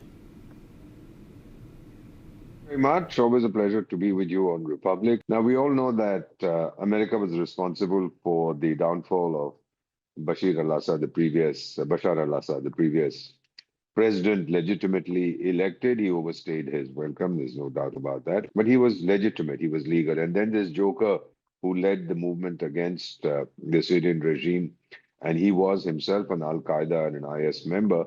This joker then was installed as president, and Donald Trump went to him and said, buddy, you look so smart in a suit. You're no longer a terrorist. Now you're my darling. You're such a good-looking guy. You can do what you feel like. And I love good-looking guys. I myself used to be very good-looking. Now he's ugly as hell.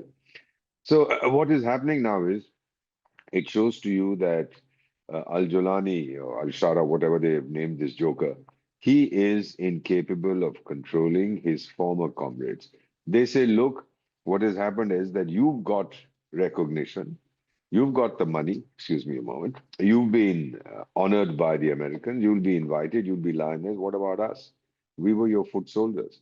We've been ignored. We are being slaughtered. We are involved in fighting remnants of the previous regime. We are dying while you're sitting in the palace, traveling across the world and being lionized and feted. So that was the first thing. Now, Trump has vowed retaliation. Retaliation against whom?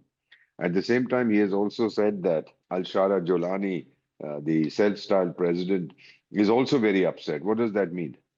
He doesn't have the strength to do anything. So Trump is trying to say it's not Jolani's fault.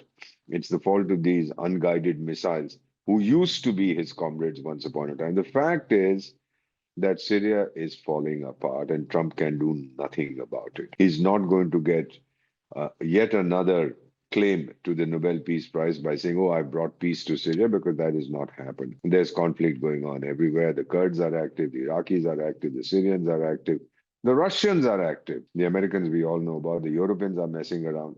So there's not going to be peace in a long time yet. Al-Qaeda hasn't been destroyed. ISIS or IS has not been decimated. They are still there.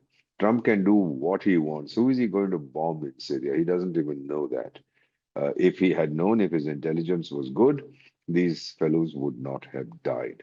So simply by sucking up to the turned Democrat, he's not going to get very much. My own feeling is that he's not going to, President Trump is going to scream and yell and shout. He's not going to be able to do anything except bomb the areas where these two soldiers were killed.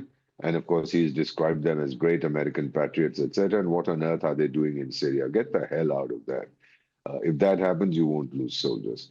So the bottom line is that he's going to bomb a few so-called strongholds. The docile American media will say, oh, our intelligence identified the chaps who were responsible, although the attacker was shot and killed, a lone attacker, but we figured out who his friends and buddies are, and we've eliminated them all. Arrant nonsense. If their intelligence was so good, they could have prevented the massacre that took place.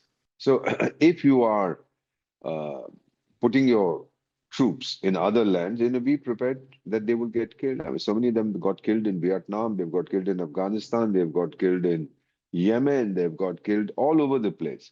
That is par for the course. If you're sending your troops there, they're going to die. He hasn't sent any troops to his once upon a time darling, a chap in Ukraine called Beginsky or Zelensky or something like that, because he doesn't want to lose any troops. He knows that if they go in there into Ukraine, they are going to get slaughtered by the Russians. So he's very quiet about boots on the ground there, but he's put boots on the ground in Syria.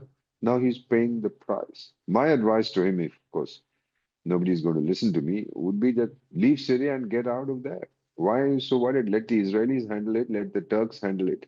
You have, today this guy is, yesterday the guy was a terrorist. Today he's your darling. Tomorrow he'll be a terrorist again. One thing about Donald Trump, he's predictably unpredictable. He's mercurial. Changes his opinion, I think, every 44 seconds. That's what somebody has assessed. So let's see what is going to happen, but there will be no retaliation. Who is he going to retaliate against? An unknown enemy? I don't know. I think he will just bomb some areas and then claim that he has killed all the IS characters. But yes, he will dump this character. He'll find somebody else. Just as in Jihadistan, my feeling is that he's going to dump that Pinjrewali Munni Bai, a so-called fool marshal. And then he'll find somebody else. To be Trump's, as somebody had once said, to be Trump's enemy is dangerous. To be his friend is fatal. And India is commemorating Vijay Diwas on 16 December, marking the historic victory over Pakistan in the 1971 war. And that led to the liberation of Bangladesh. With 1 day remaining, tributes are being paid from all across the country to our armed forces, honouring their courage, their valour, their sacrifice, the strategic brilliance of the Indian Armed Forces, the Indian Army, the Navy and the Air Force, whose decisive action resulted in Pakistan's surrender on the 16th of December 1971, a milestone moment in India's military history.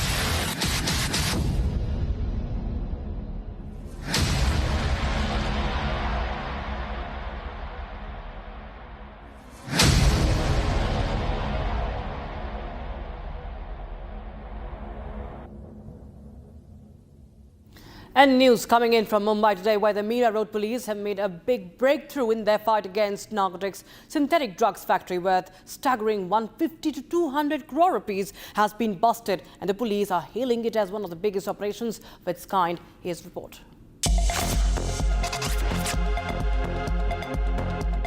In a big win, the Mira Road police have made a breakthrough in their fight against narcotics. A synthetic drugs factory worth a staggering 150 to 200 crore rupees has been busted, and the police are hailing it as one of the biggest operations of its kind. The Mira Road police conducted the raid, uncovering the massive synthetic drugs factory. This operation is being touted as a significant blow to the narcotics trade in the region. This is not an isolated incident, as just 2 days ago, the Mumbai police busted a similar drug factory in Satara, seizing drugs worth 115 crore rupees. The Maharashtra police are leaving no stone unturned in their efforts to curb the narcotics trade in the state. With these latest busts, it's clear that they are making significant progress. Just 24 hours ago, the Mumbai crime branch busted an illegal drug manufacturing unit, seizing 7.5 kilograms of drugs. And we step into a very, very short break, viewers, but on the other side we get you the latest details on the Bondi attack, the links emerging from Pakistan, of course, the links to the terrorists, the gunmen, and this is about Pakistan-based Naveed Akram, who has been caught alive. Details at 2 p.m.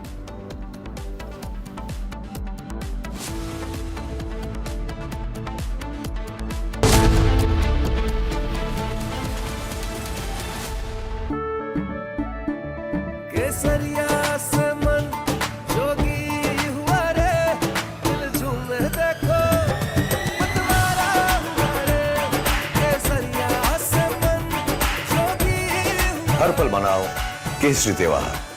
विमल, बोलो जुबान केसरी।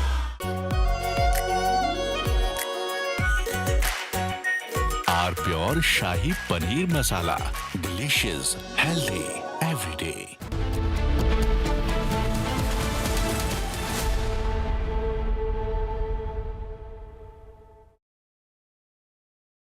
थोड़े में ज्यादा स्वाद, यही तो है इसकी खास बात। वाओ मामा, क्या स्वाद है। अरे मेरे राजा, राजा आर प्योर मसाला, केसरिया से मन जोगी हुआ रे, दिल झूमे देखो मतवारा हुआ रे, केसरिया से मन जोगी हुआ। हर पल मनाओ केसरी त्योहार। विमल, बोलो जुबान केसरी। आधे बाउल दही में 4 चम्मच MDH चटनी पुदीना मसाला डाला, स्टर करो, पुदीना चटनी तैयार। MDH चटनी पुदीना मसाला। MDH आर प्योर सूजी पास्ता, उबालो, मिलाओ और खाओ, 8 मिनट में तैयार। क्या टेस्ट है, सबका राजा R pure masala.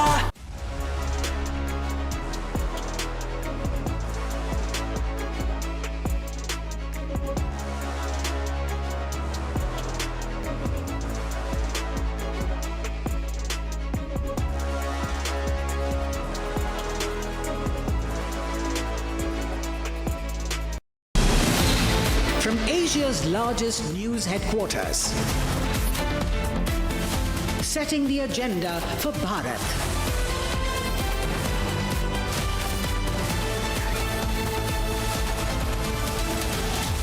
You're watching Republic.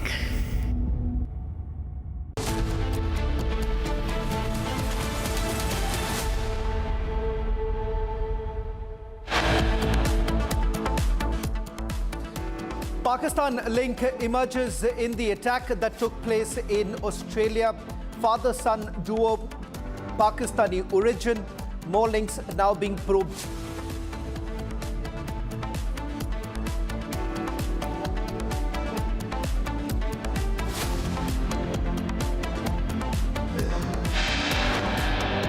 Australian investigators probe ISIS linked to father-son terrorist duo who were allegedly radicalized before the attack.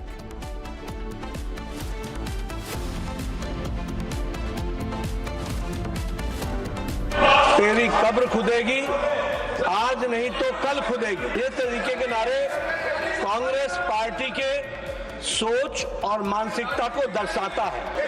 यह अपने आप में बहुत ही निंदनीय है। Uproar over death threats to Prime Minister during Congress workers' rally in Delhi.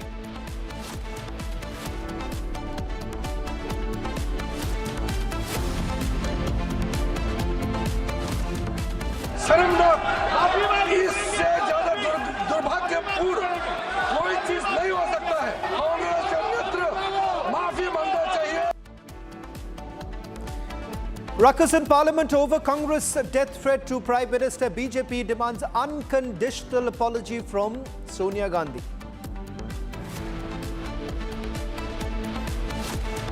Congress passes the buck in Parliament, says Home Minister Amit Shah used derogatory words inside the House.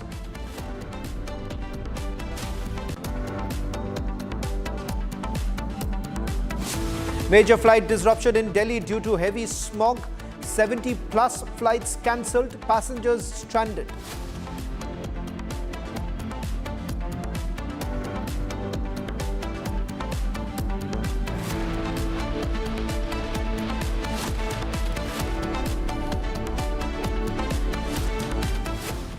Our top focus remains on the Pahalgam terror attack case, where the National Investigation Agency is all set to file the charge sheet.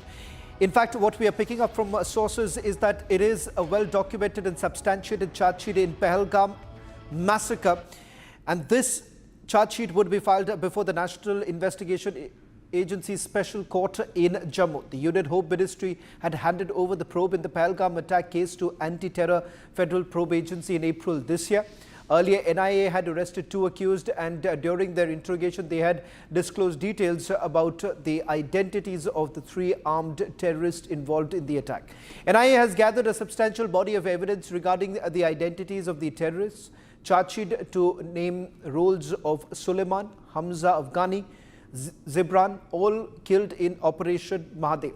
Security has also been increased outside the NIA headquarters in Jammu. Just a quick recap of what we know so far. The investigation that has been carried out so far reveals a direct hand of the Pakistanis. In fact, their handlers who are based in Pakistan. And from the investigation that has been carried out, digital evidence essentially indicates the conversations that have taken place between the mastermind and the handlers based out of Pakistan. We'll try and go across to Gursimran getting us the latest details. Gursimran, what more details are you picking up? Is the NIA making a direct mention of the Pakistani handlers? Yes, Shravan, that is what we are picking up, that this charge sheet will not only name 3 terrorists killed in the Operation Mahadev and 3 also arrested by the National Investigation Agency as part of this investigation, but also the top leadership of Lashkar-e-Toiba based in Pakistan will also be named in the charge sheet. This is what we are picking up from our sources. Right now we are outside the headquarters of the National Investigation Agency, and in any minute from now it is expected that the teams of the NIA, they will be coming out and will be heading towards the special NIA NIA court in Jammu. This investigation that has spanned over for more than 232 days has been headed over by 2012 batch IPS officer Sandeep Chaudhary, who heads the NIA teams in Jammu and Kashmir, and we are told that the SSP will also be part of the team that will be heading towards the Jammu court to file the charge sheet. The charge sheet is not a long document as we have seen in the case of Pulwama terror attack, that it was more than 20,000 pages, but this time it is to be what we are getting to know, that it is well documented and very precise document that details all the roles that have been played by the Lashkar-e-Toiba leadership, how they try to float the resistance front so that they can actually evade international scrutiny, and also the role of these 3 Pakistani terrorists that have been killed, that includes Suleiman, Gibran and Afghan. Apart from that, it will also have the details regarding the 3 more accused that have been arrested, Parvez Jothar, Bashir Jothar and also Muhammad Yusuf, who have been arrested from Anantnag and Kulgam over the span of last 6 months, the investigation that has been done.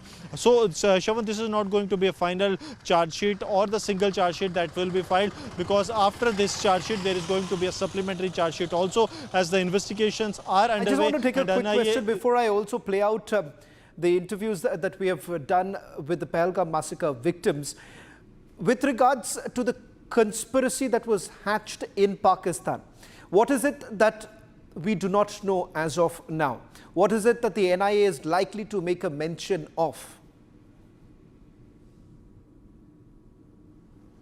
See, it will be the mobile chats that will be discussed or will be part of the charge sheet. Also, the Thoraya site, that was a satellite communication device. Its uplink and downlink details have been fetched by the FSL Gujarat. That is what we are getting to know. So that will also be part of the charge sheet that will be filed by the National Investigation Agency. So it will have all the details of the communication that has happened with the Pakistan-based handlers and their terrorists that were here that executed this terror attack, and also the sample of the weapons that has also matched during the FSL analysis. That will also be part of this charge sheet that will be filed shortly by the National Investigation Agency in the special NIA court in Jammu. Well, thank you very much, Gursimran, for getting us the latest details. We'll keep a close watch once the charge sheet has been filed, trying to get our hands on the charge sheet itself to find out the exact details of the Pakistani link that has been mentioned in the charge sheet, which essentially also helps the Indian agencies to put across their case in international courts at a later stage. In fact, Republic also spoke to Pahalgam massacre victim Shubham Dwivedi's wife and father. Listen. पहले तो मैं बहुत खुश हूँ इस चीज़ से कि इस चीज़ की इतनी स्पीड में पूरी जांचें हुई हैं। पहलगाम आतंकी हमले के बाद इस ऑपरेशन सिंदूर हो या NIA का जो भी कार्रवाई रही है वो बहुत अच्छी और बहुत स्पीड में हुई है, जिससे एक ये सेटिस्फैक्शन हमें मिलता है कि नहीं, अगर हमारे देश में हमारे साथ ऐसा कर रहे हैं, हमारे साथ ऐसा टेररिस्ट अटैक हो रहा है, तो हमारे देश के जो ऊपर बैठे हुए PM हो गए या NIA जितने भी ऑफिसर्स लोग हो गए, वो इस चीज़ की पूरी रिस्पॉन्सिबिलिटी लेते हुए उसमें सही डायरेक्शन में कार्रवाई कर रहे हैं। और दूसरी बड़ी चीज़, ये बहुत ज़्यादा कष्ट की बात है, बहुत दुख की बात है कि उस चार्ज शीट में उन लोगों का भी नाम है जो कहीं ना कहीं भारत के हैं।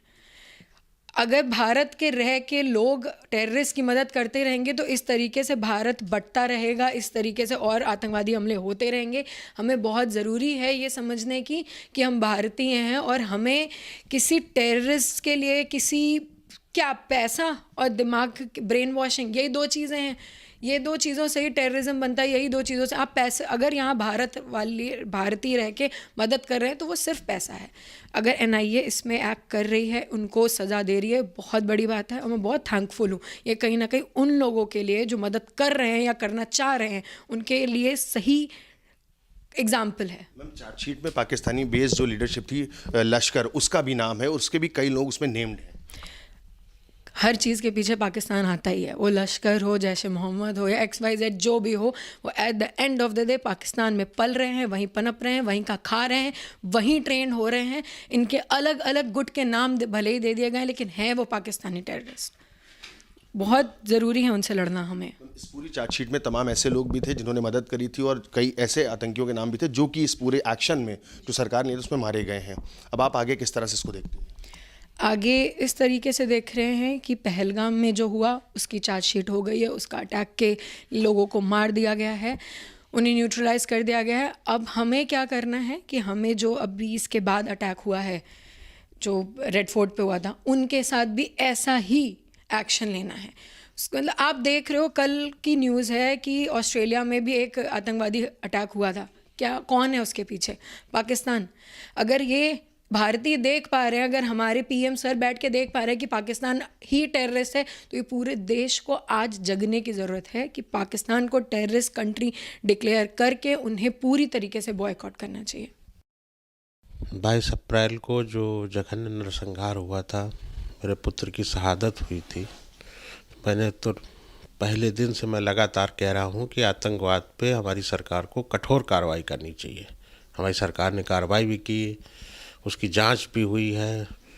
कुछ दोषी लोग मारे भी गए थे, कुछ आतंकवादी मारे भी गए थे, किंतु आतंकवाद का भी पूर्ण सफाया होना बाकी है। जिस तरह आपने देखा होगा कि उसके बाद भी अभी हाल ही में दिल्ली में घटनाएं हुई और इस तरह की घटनाएं लगातार हो रही हैं और लगातार आतंकवादी घटनाएं देखी जा रही हैं। उससे हम लोगों का जो पीड़ा तकलीफ़ है वो अभी तक कम नहीं हो पाई है और आज चार्जशीट दाखिल हो रही। देखते हैं क्या होता है, क्या उसमें रहता है, ये तो अभी मुझे जानकारी नहीं है क्या है। सूत्रों की माने तो चार्जशीट में जो लश्कर है उसका भी नाम है और पाकिस्तानी बेस्ड कई आतंकी हैं जिनकी नेम्ड हैं उसमें। जी हाँ, बिल्कुल निश्चित तौर पे उस पूरी घटना में तो पाकिस्तान का हाथ था ही और पाकिस्तान लगातार आतंकवादियों को पनाह देता है, आतंकवादी तैयार करता है और इसके लिए हमारी सरकार को बहुत सख्त और कड़े तरीके से इसका विरोध करना चाहिए और उस पर लगातार कार्रवाई करते रहना चाहिए।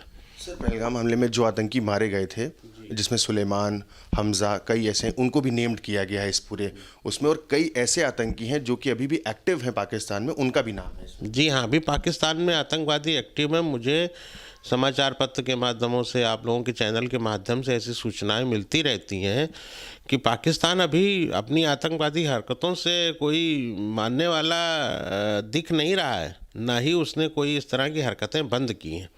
इसलिए हमारी सरकार को, हमारे देश के, पूरे देश के 140 करोड़ जनता को आतंकवाद के खिलाफ बिल्कुल खड़े रहना चाहिए और हमने तो ये संकल्प लिया है कि हम मरते दम तक आतंकवाद का विरोध करते रहेंगे।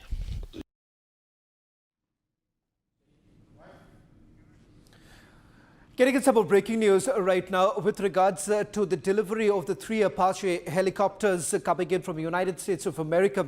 Now, this is certainly going to augment the fleet that we have with the Indian Army as well as the Indian Navy.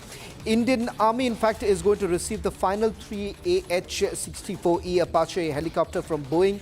It's expected in the next couple of days. In fact, what we are also being told with regards to the induction that's going to take place along with Navy. Navy is going to induct the Seahawks and Army essentially would be getting the final set of delivery of the 3 Apache helicopters. In fact, it was expected to come in earlier, but with Turkey playing a spoilsport in this entire matter, and that is the reason why the delivery had taken slightly longer than this. We'll try and go across to my colleague Ishan, who's going to join us on this broadcast, getting us the latest details. In fact, let me go across to Ishan, getting us the latest on the delivery of the Apache. Last time, Ishan, in fact, Turkey did not allow Boeing to deliver the 3 Apaches. Are we talking about the same delivery, or this is yet another delivery that is expected to come in the next few days? Shravan, this is the same delivery. The helicopters had flown from the Boeing's compound in Kiva in the United States and had arrived in United Kingdom. From United Kingdom, they were expected to fly all the way. To India. However, due to Turkey not providing airspace clearances to the Antonov plane that was carrying the helicopters, the plane had to turn back to the United States. And now the alternate route for the delivery of this particular helicopter has been planned, and now we are seeing that these will be delivered in the coming few days. The Boeing company has this airbase in Kiva from where they deliver all their Apache helicopters, and all the aircraft that are manufactured from Boeing by Boeing are essentially delivered from this airbase. And we had seen that the Apache helicopters that were meant for the Indian Army had departed from Kiva, reached United Kingdom, and there they were stopped for essentially around 7 to 10 days. And during this time it was a great mystery why has this helicopter been stopped in the United Kingdom. But after digging into this, we found out that Turkey did not provide airspace clearances to the Antonov airplane that was carrying the Apache helicopters to India, and that's why they had to turn back. And now an alternate route which avoids the Turkish airspace completely has been derived, and now they will be coming through this alternate route and will be expected to be delivered soon. The Indian Air Force already in fact, operates Ishan, just a quick check on what's happening with Indian Navy, because I believe the Seahawks are also likely to be delivered. So on the one hand, you have the Apache being given to the Indian Army and Seahawks being inducted by the Indian Navy. What more details do you have on that front? Absolutely. The Indian Navy is also set to induct 3 Seahawk helicopters in the coming few days. These helicopters have been playing a crucial role in the Indian Navy, providing them with wide range of capabilities, all the way from underwater sonar detecting capabilities, capability to launch sonar buoys, multiple ranging and lasering tech that has already been implemented, and these play a crucial role for the Indian Navy, providing them maritime real-time intelligence and surveillance capabilities. These helicopters are also being delivered simultaneously with the Apache helicopter, and this is a coincidence that is happening, and both the Indian Navy and Indian Army will be inducting these helicopters shortly into their fleets. Thank you very much, Ishan, for getting us the latest details. A big boost as far as the aviation is concerned for the Indian Army, with the Apache attack helicopters being inducted, along with, of course, the Seahawks going to the Indian Navy. Shifting focus now to the other story that we are tracking. This is with regards to the investigation in the Anil Ambani case, where Yes Bank co-founder Rana Kapoor is being questioned by the Enforcement Directorate at its headquarters in Delhi in connection with Anil Ambani case.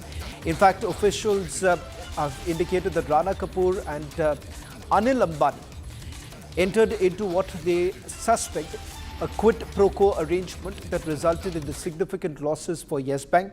While Rana Kapoor was at the helm of Yes Bank, the entity had a significant exposure of about 6,000 crore rupees to Reliance Anil Ambani Group as on 31st of March 2017. And exposure doubled to about 13,000 crore rupees as on 31st of March 2018. Now, during this time, the bank essentially invested over 5,000 crore rupees in Reliance Home Finance Limited and Reliance Commercial Finance Limited, which were basically part of the ADAG group companies. Now, that's what we are picking up. This, in fact, is the first time that the Enforcement Directorate is questioning Rana Kapoor in the Anil Ambani case. Anil Ambani has already been questioned by the Enforcement Directorate, and in fact not just the PMLA case.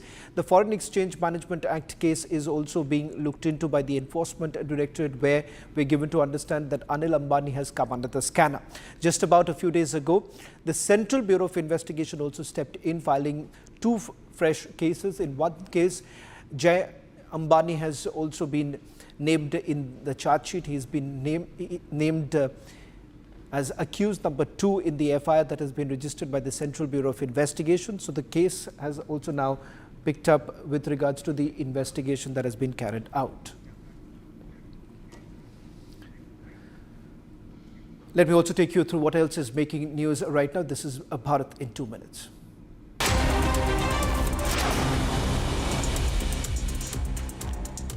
Dense fog continues to grip North India, severely reducing visibility. About 6 vehicles collided in Hapur in Uttar Pradesh due to thick fog and reduced visibility, leaving many injured. Further details are awaited in this entire matter.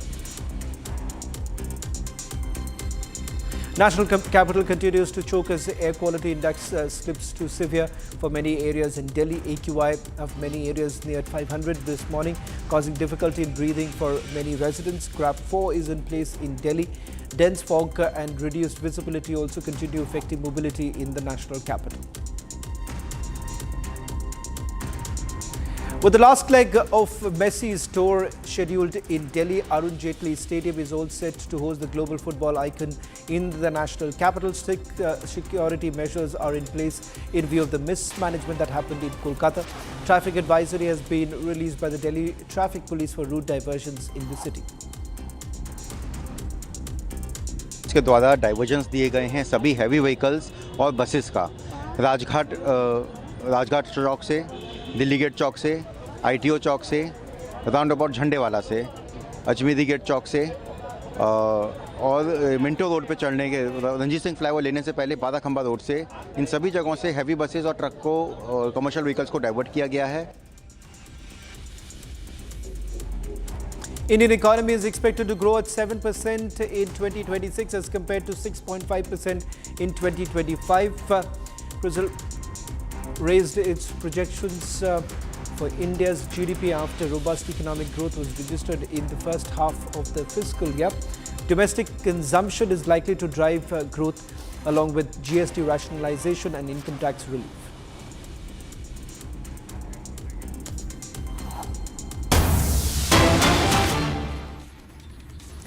Massive fire broke out late at night in more than 10 scrap warehouses in Surat's Bardoli area. The billowing smoke visible up to 2 kilometers, more than 15 fire engines in the spot. No casualties have been reported so far. More than 10 warehouses were completely gutted in the fire. The fire basically started in the plastic warehouses. Now, given the severity of the situation, the authorities have declared this is a major fire in Surat district. Now, in fact, more than 15 fire engines are at the spot trying to control the fire that broke out late last night, and it still continues. This is the latest condition right now that you see on your screens right now, with the fire still being yet to be doused completely by the fire engines that have been brought in. So far, there are no casualties is what we are being told. In fact, the first place where the fire broke out was a plastic warehouse, and it immediately spread to the other places. In fact, the other warehouses, as of now, from official count that is essentially coming in, we are being told that about 10 warehouses where the fire has broken out. A confirmation coming in from sources that there are no casualties that have been reported so far. 15 fire engines are at the spot trying to douse the fire. This happens to be an industrial area where the fire actually broke out. The reason for the origin of the fire is not known at this point in time, but investigations are also being carried out because this started late last night and thereafter it still continues at this stage is what we are picking up right now. And these are the latest images coming in from Surat.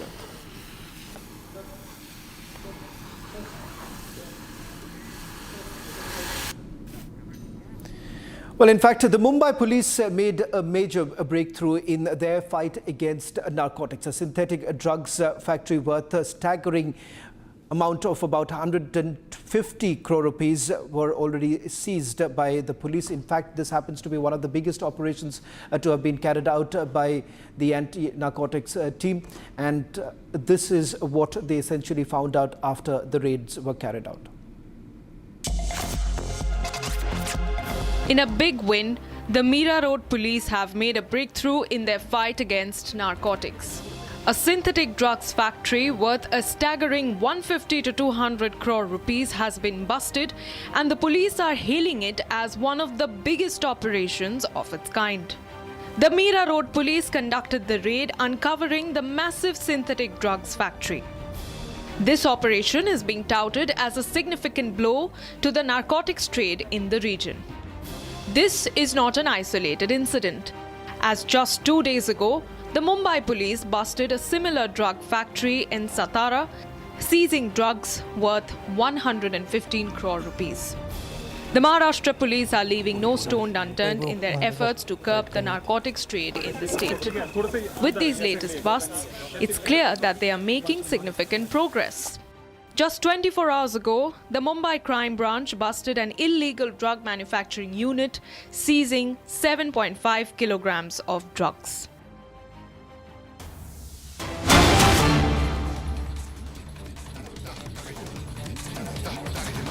A shocking statement now being made by a CPM local leader. In fact, Saidali Majid, who won the Tenala award in the polls, the recently concluded polls, ended up making a statement saying that even in my family there are women who were brought to his family with marriage not to sleep with others. It is the reason why I'm telling you to assess family status before marrying women.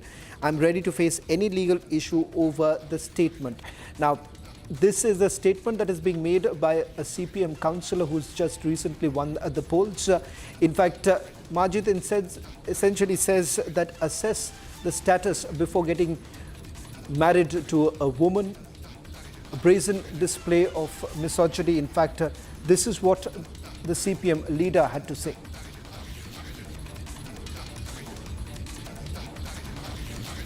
In fact, let me go across to Shankar, who's joining us on this broadcast, and then we'll try and see if we can play out that caught on camera, the Kerala leader, CPM leader. Shankar, in what context did he actually make this statement? And why exactly is he really justifying this kind of a misogyny? After the local body debacle, the state CPM party is facing another setback. This time with the statement shared by its leader.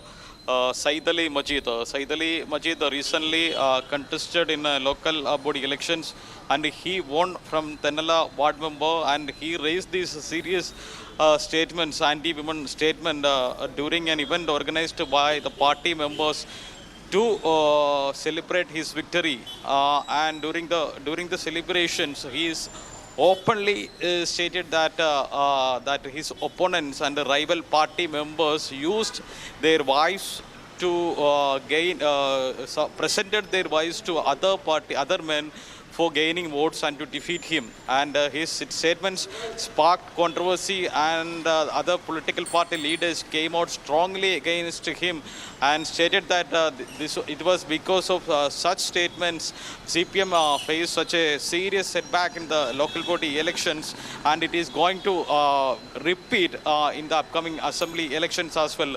He told openly to the gatherings that he was actually targeting Vanita League, Muslim League members who campaigned actively for the victory of a UDF candidate in that locality. So while campaigning, these women, these youth league women were actively seeking votes for him, and this annoyed this Majid, who after the victory stated that these women were actually sleeping and sharing beds with local men seeking votes, and this should not have happened. And his statements was created a political storm in the state, and now he was challenging all the other party members to go move legally against him, by stating that he sticks to his words and he is daring others to, and he is ready to face all the consequences on the statements he has given. He also stated that he also advised his party members that before marrying women and their family status must be assessed, because if they marry without assessing other women, if they marry other women without assessing their family status, these kinds of situations will happen in their lives as well. And he said the family members in his party married other women, and well, thank you very much, Shankar, for getting us the latest details. We're hoping that you'll be able to get to that sequence with the leader, asking him the question as to on what basis does he really make this kind of a misogynist statement. In fact, let's also shift focus now to the other story that we're getting to you. In fact, we're going to also get you the latest details on this entire matter. In fact, a story that we'll be tracking very closely where the CPM Neta has made this on camera.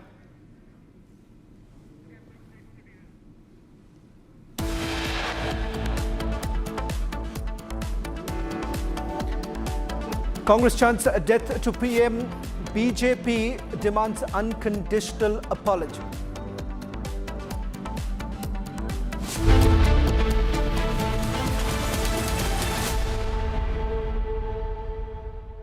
Amity has been ranked amongst the top 3% universities globally, a testimony to Amity's globally benchmarked quality.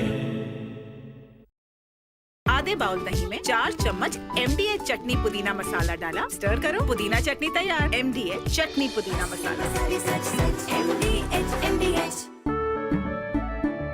केसरिया से मन जोगी हुआ रे, दिल झूमे देखो मतवारा हुआ रे। केसरिया से मन जोगी हुआ। हर पल मनाओ केसरी त्योहार। विमल, बोलो जुबान केसरी। आर प्योर सूजी पास्ता उबालो मिलाओ और खाओ 8 मिनट में तैयार। क्या टेस्ट है सबका राजा आर प्योर मसाला।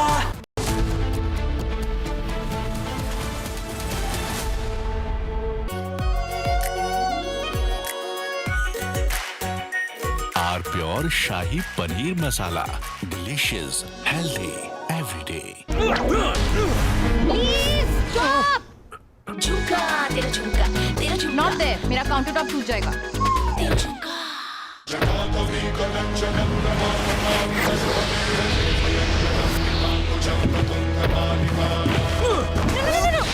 मेरी चिमनी टूट जाएगी। What are you doing? Rani, इस घर में कुछ है जो टूटता नहीं। ये पिलर कभी नहीं टूटेगा। रुंगटा स्टील TMT से बना। रुंगटा नहीं तो घर स्ट्रॉन्ग नहीं। रुंगटा स्टील TMT बार एकदम सॉलिड। MDH की हल्दी मिर्ची धनिया करे कमाल। ये रंग दे, ये खुशबू दे, ये तीखा, ये कम पड़े। क्या निराला MDH masala.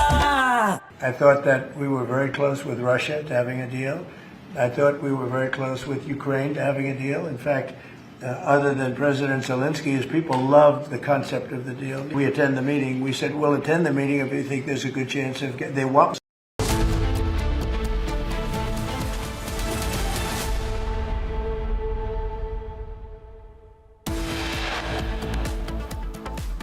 And here are the headlines that we're tracking at 2:30 p.m. this Monday afternoon. Pakistan link emerges to Sydney Bondi Beach attack case. Pakistan-based Naveen Akram caught alive.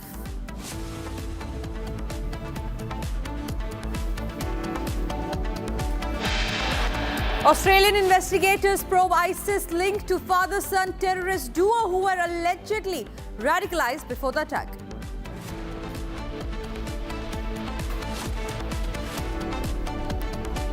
तेरी कब्र खुदेगी, आज नहीं तो कल खुदेगी। ये तरीके के नारे कांग्रेस पार्टी के सोच और मानसिकता को दर्शाता है। यह अपने आप में बहुत ही निंदनीय है। And there is a massive uproar over death threats to the Prime Minister during Congress workers' rally in the national capital. BJP has now asked for an unconditional apology. इससे शर्मनाक, इससे ज्यादा दुर्भाग्यपूर्ण कोई चीज नहीं हो सकता है। कांग्रेस के मित्र माफी मांगना चाहिए। Ruckus in Parliament over Kong death threat to Prime Minister. BJP demands apology from Sonia Gandhi.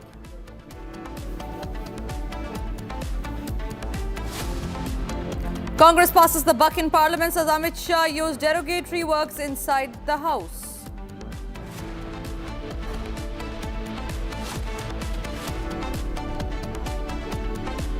Major flight disruption in Delhi due to heavy smog. 70+ flights cancelled. Passengers stranded.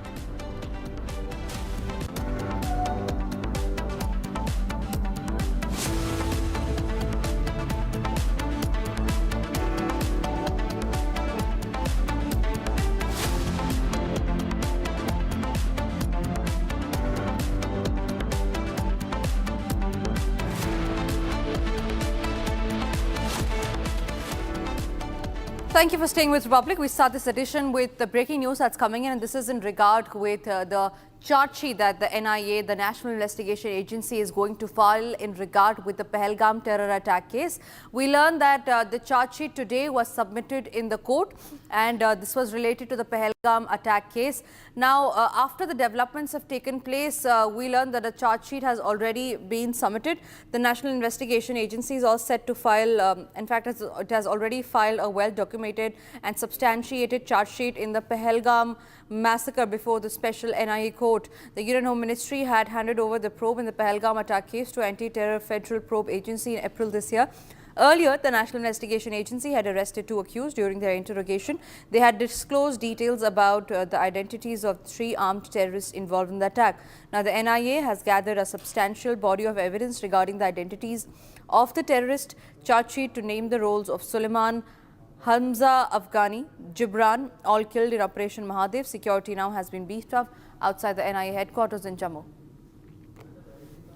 Gursimran is joining us live from Jammu on that note. Gursimran, talk to us about, since you are there in Jammu, NIA is all set to file the charge sheet. In fact, there are reports that says that they have already filed the charge sheet, but take us through the main details of the charge sheet. On what substantial evidence have they mentioned inside? See, right now the NIA teams have already entered the Jammu NIA court premises. These are the visuals that you are seeing. This team is headed by the SSP rank officer of the National Investigation Agency. SSP, it's Sandeep Chaudhary, who is heading the team of the National Investigation Agency, and now the teams are going towards the designated NIA courts.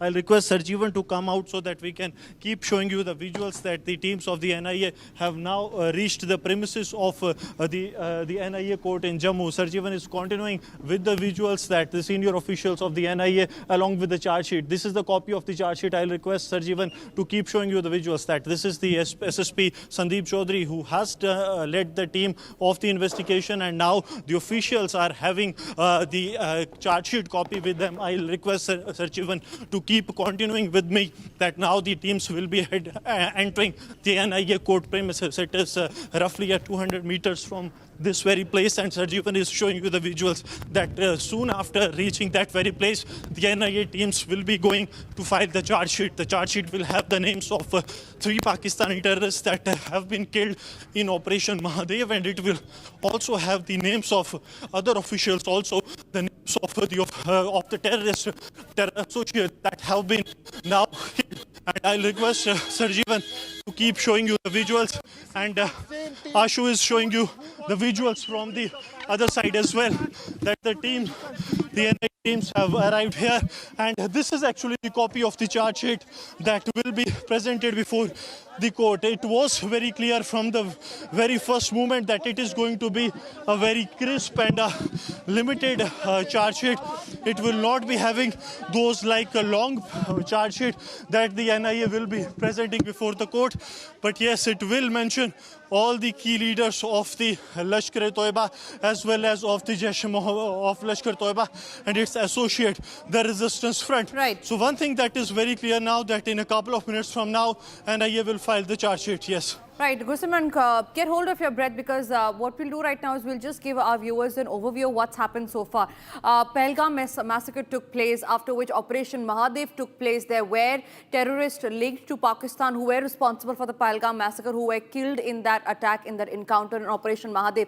Today, the National Investigation Agency, who was probing this whole case of Pahalgam attack, have already reached the NIA court in Jammu, from where Gursimran is reporting from. They will submit the charge sheet, and like Gursimran was telling us, it is not going to be a lengthy charge sheet. It is not going to be a charge sheet of 1,000 pages, but it's a crisp charge sheet which are going to contain the details of what's happened so far, who actually is to be held responsible, and was there a lapse or not, and who all from Pakistani terrorists were responsible for the Pahalgam massacre. Gursimran, I'll come back to you on that. The special NIA court visuals are live on your screen right now. The NIA team has already reached. What is the next course of action that will be followed in the case once the charge sheet has been submitted in the court? See, then it will be the discussion of on the charges that will take place, and in all likelihood it will be that everyone that has been arrested in the case will plead not guilty and they will contest, because there has not been a single instance in the history of the NIA that the accused have pleaded guilty and then the trial has gone on. So it is very likely that they will contest it and then the NIA. But now it has to be seen that what will be in the charge sheet that has been filed by the NIA, because 232 days we have seen that the National Investigation Agency has meticulously carried out the investigation. They have not gone for the long details, because what we have seen in the Pulwama terror attack, that it was a 20,000 pages charge sheet that was done by the NIA. But this time it is altogether different. Like we have been mentioning, that it will be a substantial, it will be very precise and well worked upon charge sheet that will be presented. And as you have seen in the hands of the officers, both the SSP Sandeep Chaudhary and the additional SP of the NIA, they were carrying it.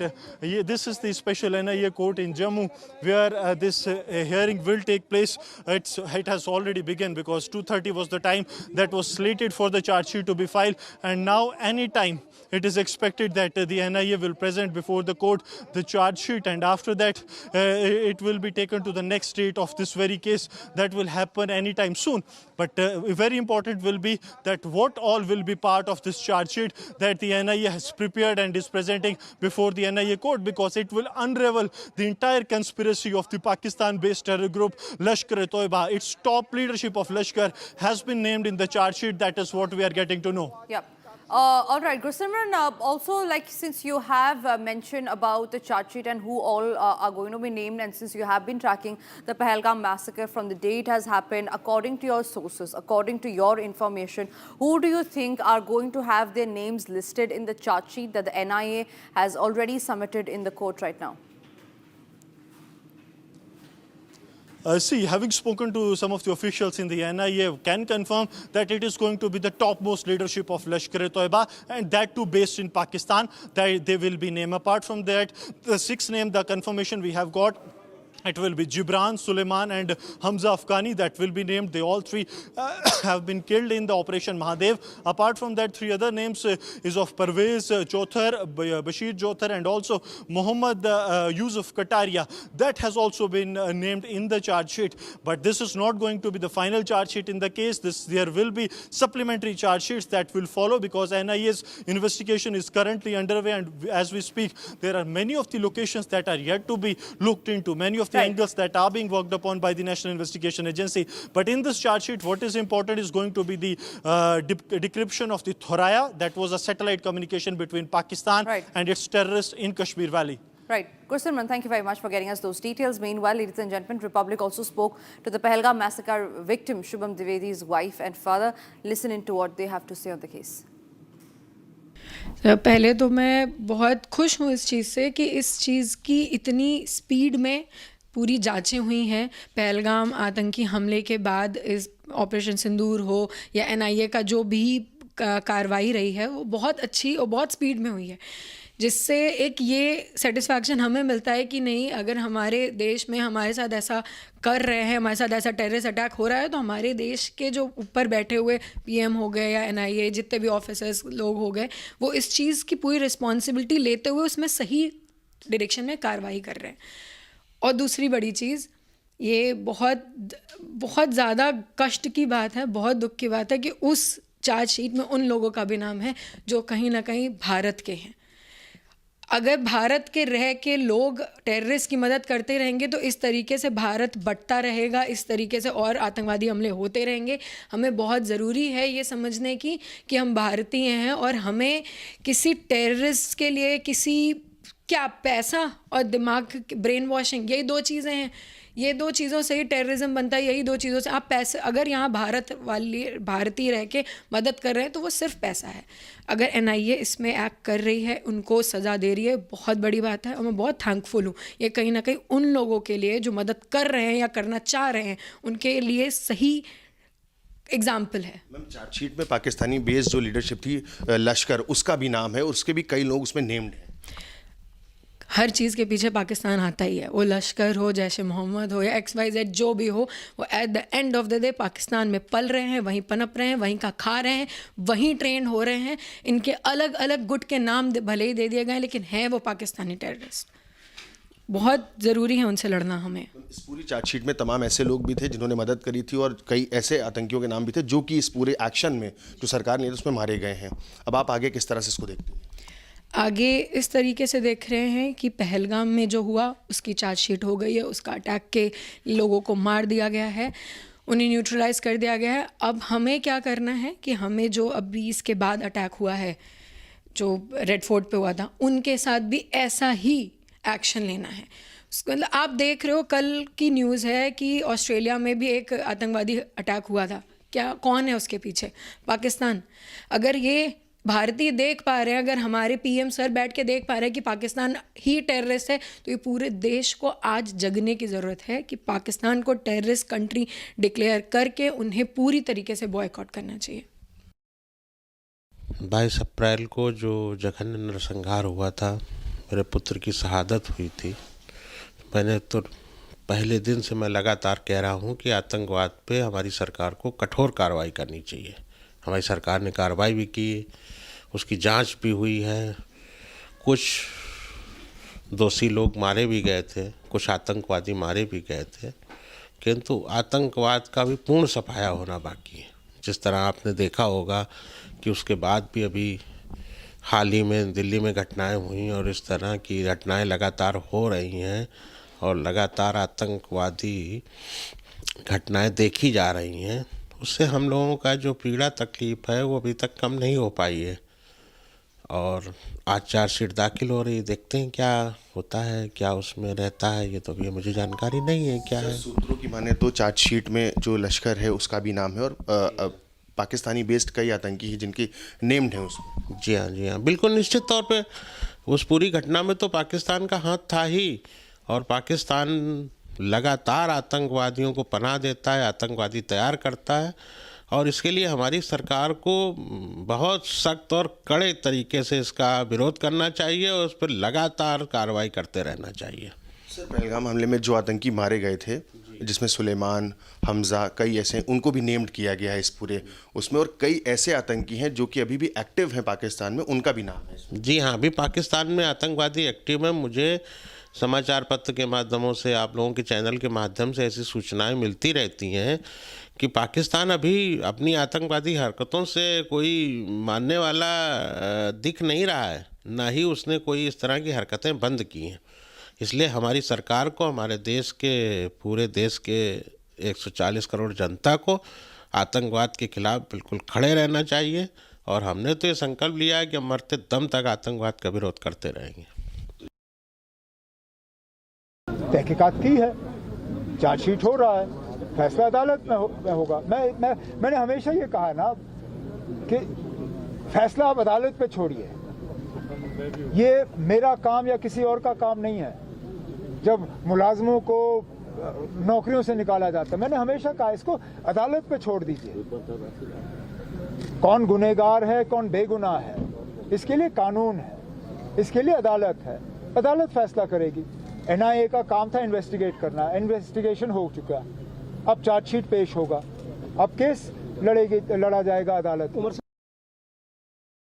Gentlemen, let's also have a quick check of all the other stories that we are tracking. This is Bharat in 2 minutes.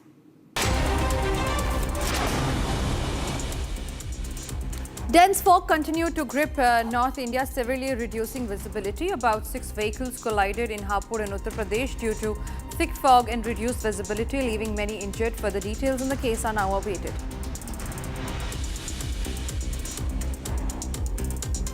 National capital continued to choke as air quality index slipped to severe for many areas in the national capital. AQI of many areas neared 500 this morning, causing difficulty in breathing for many residents. GRAP 4 is in place in the national capital. Dense fog and reduced visibility has also been continuing, affecting mobility in the national capital. With the last leg of Messi's GOAT tour scheduled in Delhi, the Arjun Jaitley Stadium is all set to host the global football icon in the national capital. Strict scrutiny measures are in place. Of the overview, in keeping in mind how the mismanagement that happened in Kolkata, traffic advisory has been released by the Delhi Traffic Police for more route diversion in the city. वाला divergence दिए गए हैं सभी heavy vehicles और buses का राजघाट चौक से, Delhi gate चौक से, ITO चौक से, राउंड अबाउट झंडेवाला से, अजमेरी गेट चौक से और मिंटो रोड पे चढ़ने के रंजीत सिंह फ्लाईओवर लेने से पहले बादा खंबा रोड से, इन सभी जगहों से हैवी बसेस और ट्रक को कमर्शियल व्हीकल्स को डाइवर्ट किया गया है। Indian economy is expected to grow at 7% in 2026 as compared to 6.5% in 2025. CRISIL raised its projection for India's GDP after robust economic growth was registered in the first half of the fiscal year. Domestic consumption is likely to drive growth along with GST rationalization and income tax relief.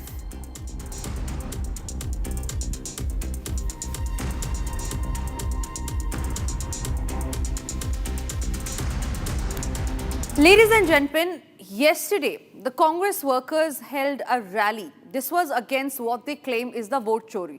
But what was also seen in that rally is something that the party had stooped to a new low to.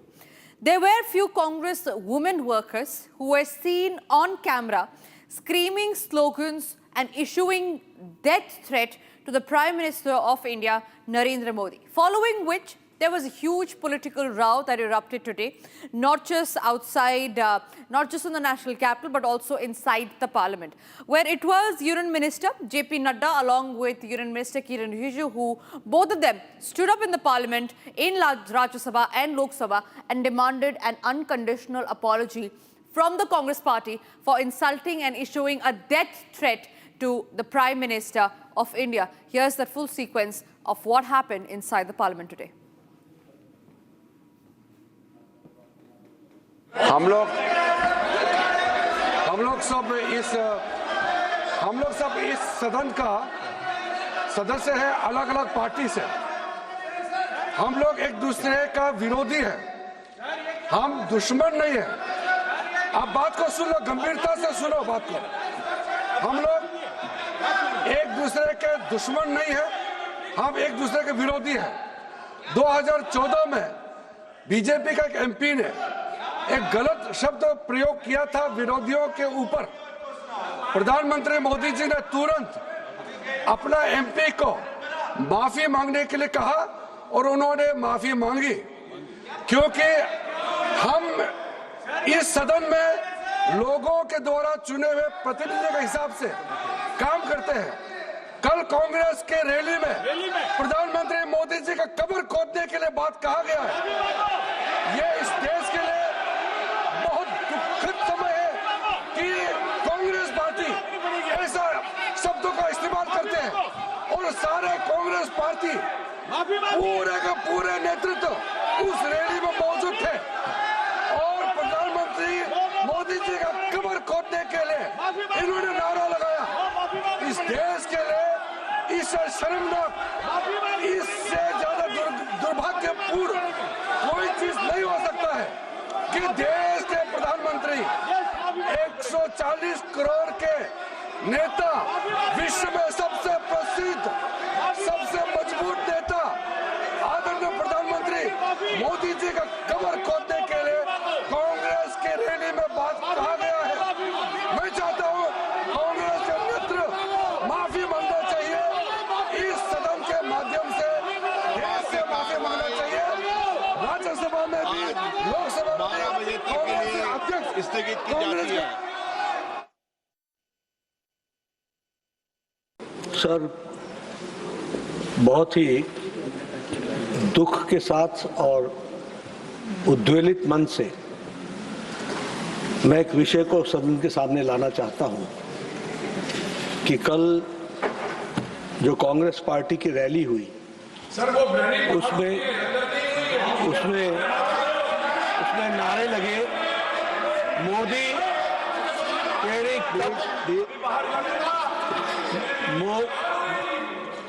Modi तेरी कब्र खुदेगी, आज नहीं तो कल खुदेगी। ये इस तरीके के नारे की बात रिकॉर्ड पे जा रही है, प्लीज। ये तरीके के नारे कांग्रेस पार्टी के सोच और मानसिकता को दर्शाता है। ये नामदारों के झंझलाहट को स्पष्ट इंगित करता है और साथ में इस तरीके की बात कहना एक प्रधानमंत्री जी के खिलाफ और मृत्यु की कामना करना, यह अपने आप में बहुत ही निंदनीय है। इसके लिए हमारे नेता प्रतिपक्ष और कांग्रेस पार्टी के नेता यहां बैठी हैं, आदरणीय सोनिया गांधी जी, इनको देश से माफी मांगनी चाहिए और देश से माफी मांगनी चाहिए और ये नामदारों की झंझलाहट है, इसको समझना चाहिए। और मैं ये भी कहना चाहूंगा कि राजनीति का स्तर कांग्रेस पार्टी ने इतना गिरा दिया है जो कल्पना के बाहर है। इसलिए इसकी मैं घोर निंदा भी करता हूं और मैं श्रीमती सोनिया गांधी जी से। Meanwhile, the Congress party for straight 24 hours had observed a stone-cold silence. But when questioned today to Congress MP Priyanka Gandhi and others like K.C. Venugopal, they issued no word of condemnation against the slogan that was made in their own party's rally. Listen in. आप ये नहीं पूछते कि यहाँ पे सरकार खुद session को डिस्टर्ब कर रही है, कि पार्लियामेंट्री अफेयर्स के मंत्री खुद क्वेश्चनर को डिस्टर्ब कर रहे हैं। ये आप नहीं पूछ रहे कि क्या हो रहा है संसद के अंदर। तो हम लोग आपस में बात कर रहे थे कि किसने कहा ये सब, हमें तो मालूम ही नहीं है। हमें मंच पे तो बिल्कुल ऐसा नहीं हुआ। फिर पता चला कि पब्लिक में किसी ने इंटरव्यू दिया, पब्लिक में कोई कह रहा है, कोई कार्यकर्ता है या कौन है, किसी को मालूम भी नहीं है कौन है, उनको खुद नहीं मालूम कौन है। तो सदन में उठा क्यों रहे हैं, और वो भी क्वेश्चन आवर के टाइम। मुझे लगता है चलाना ही नहीं चाह रहे हैं। अब किस लिए हमने पोल्यूशन पे डिबेट मांगा है, वो भी नहीं कर रहे हैं। तो मतलब अगर सदन चलाना ही नहीं है तो फिर ऐसे, इससे अच्छा तो बंद कर दीजिए। कम से कम जितना पोल्यूशन, हमारी सारी गाड़ियां जो हैं, सब लोग 10-10 गाड़ियां लाते हैं सिक्योरिटी की, जितना पोल्यूशन फैला रही है वो तो बंद हो जाएगा। कौन अब्यूसिव लैंग्वेज यूज कर, नाम बताइए ना। बिना नाम जनाब का आज ये पूछना सही है क्या? यहाँ पार्लियामेंट, मैं बोल रहा हूँ, पार्लियामेंट के अंदर अमित शाह ने वर्ड यूज किया। किसका माफी मांगना चाहिए? अमित शाह का माफी मांगना चाहिए, हमें माफी मांगना चाहिए? अमित शाह पार्लियामेंट का मंदिर बोलते हैं, मंदिर के अंदर वर्ड यूज करता है, वो आके माफी नहीं मांगता है। और वोट चोरी, गद्दी चोर रैली इतना बड़ा सक्सेस हो गया, इसलिए समझ नहीं पा रहे वो क्या रहा है इस देश में, इसलिए आके पार्लियामेंट डिस्टर्ब करने लगे। दिस इज टोटली है baseless drama they are created today. I think it is because of the biggest successful conducted rally. Delhi never seen this type of enthusiasm, this type of participation for a Congress rally within these 10-15 years. It may be provoked them. But what they are blaming, I asked Kiran Rijiju ji, any Congress leader spoke about it. They are telling some people in the rally, they are telling all these things. These are baseless. We don't know. Lakhs of people are participating in the rally. It is not our customs to blame, use dirty language, unacceptable language against any political leader, even though they are our political enemies. Our party's policy is not like that. In videos that have now surfaced on social media, Congress workers were heard chanting death threats. Here's that full sequence on that that led to the huge political controversy.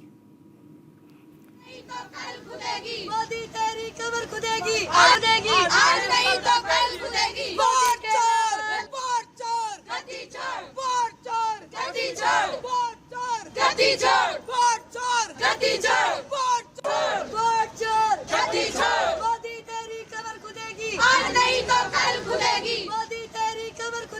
आज नहीं तो कल खुदेगी। Vote चोर, vote चोर, गद्दी चोर, vote चोर, गद्दी चोर, vote चोर, गद्दी चोर, वोट चोर, गद्दी चोर, वोट चोर, वोट चोर, गद्दी चोर, मोदी तेरी कमर खुदेगी। आज नहीं तो कल खुदेगी। Moving on, ladies and gentlemen, there is just one day to go, and the Indian Army has shared this video highlighting the historic victory of the Indian Armed Forces over Pakistan in the Indo-Pak War on December 16, 1971. Take a look.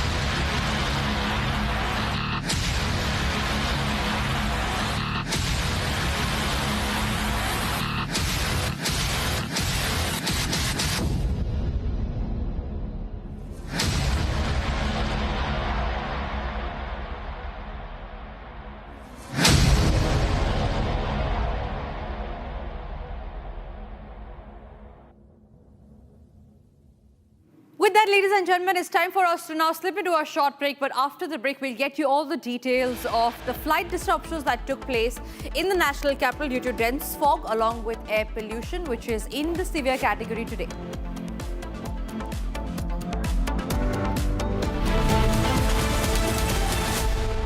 ये है secret recipe MDH का जीरा SIP जल जीरा मसाला। SIP SIP जीरा SIP जीरा SIP MDH का जल जीरा सिप जीरा सिप MDH का जल जीरा सिप। केसरिया से मन जोगी हुआ रे, दिल झूमे देखो मतवारा हुआ रे। केसरिया से मन जोगी हुआ। हर पल मनाओ केसरी त्योहार। विमल, बोलो जुबान केसरी। आर प्योर सूजी पास्ता उबालो मिलाओ और खाओ 8 मिनट में तैयार। क्या टेस्ट है सबका राजा आर प्योर मसाला। अब छोलिया हो या लोबिया, सफेद चने या काले चने, सब कुछ मजेदार बने।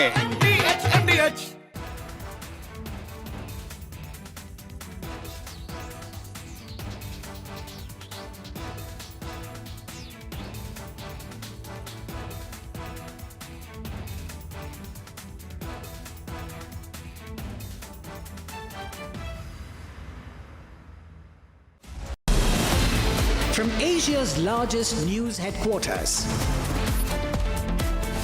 setting the agenda for Bharat.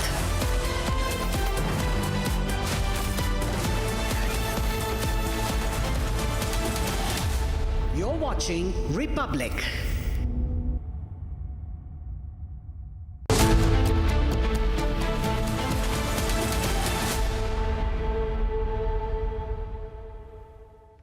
A very good afternoon, viewers. You're watching Live and Breaking. I'm Rakshita Mishra with you. Viewers, for the flyers of this country, the woes aren't ending. First, the cancellations, and now it is the cancellation due to fog in North India that has disrupted several flights. Viewers, will give you a lowdown from Ground Zero and much more. But first, a quick check of the headlines top of this hour. Pakistan link to the Australia attack emerges. Naveed Ahmad's Pak routes identified.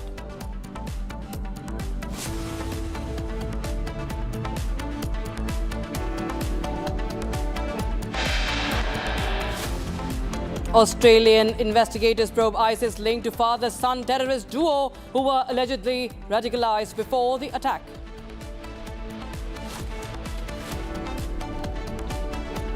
तेरी कब्र खुदेगी, आज नहीं तो कल खुदेगी। ये तरीके के नारे कांग्रेस पार्टी के सोच और मानसिकता को दर्शाता है।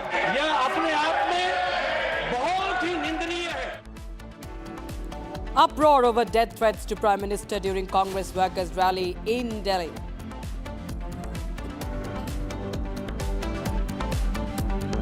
कांग्रेस पार्टी के नेता यहाँ बैठी हैं, आदरणीय सोनिया गांधी जी, इनको देश से माफी मांगनी चाहिए।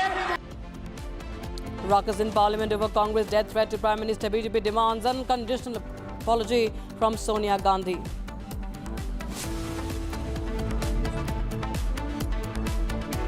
Congress passes the buck in Parliament, says Home Minister Amit Shah used derogatory words inside the House.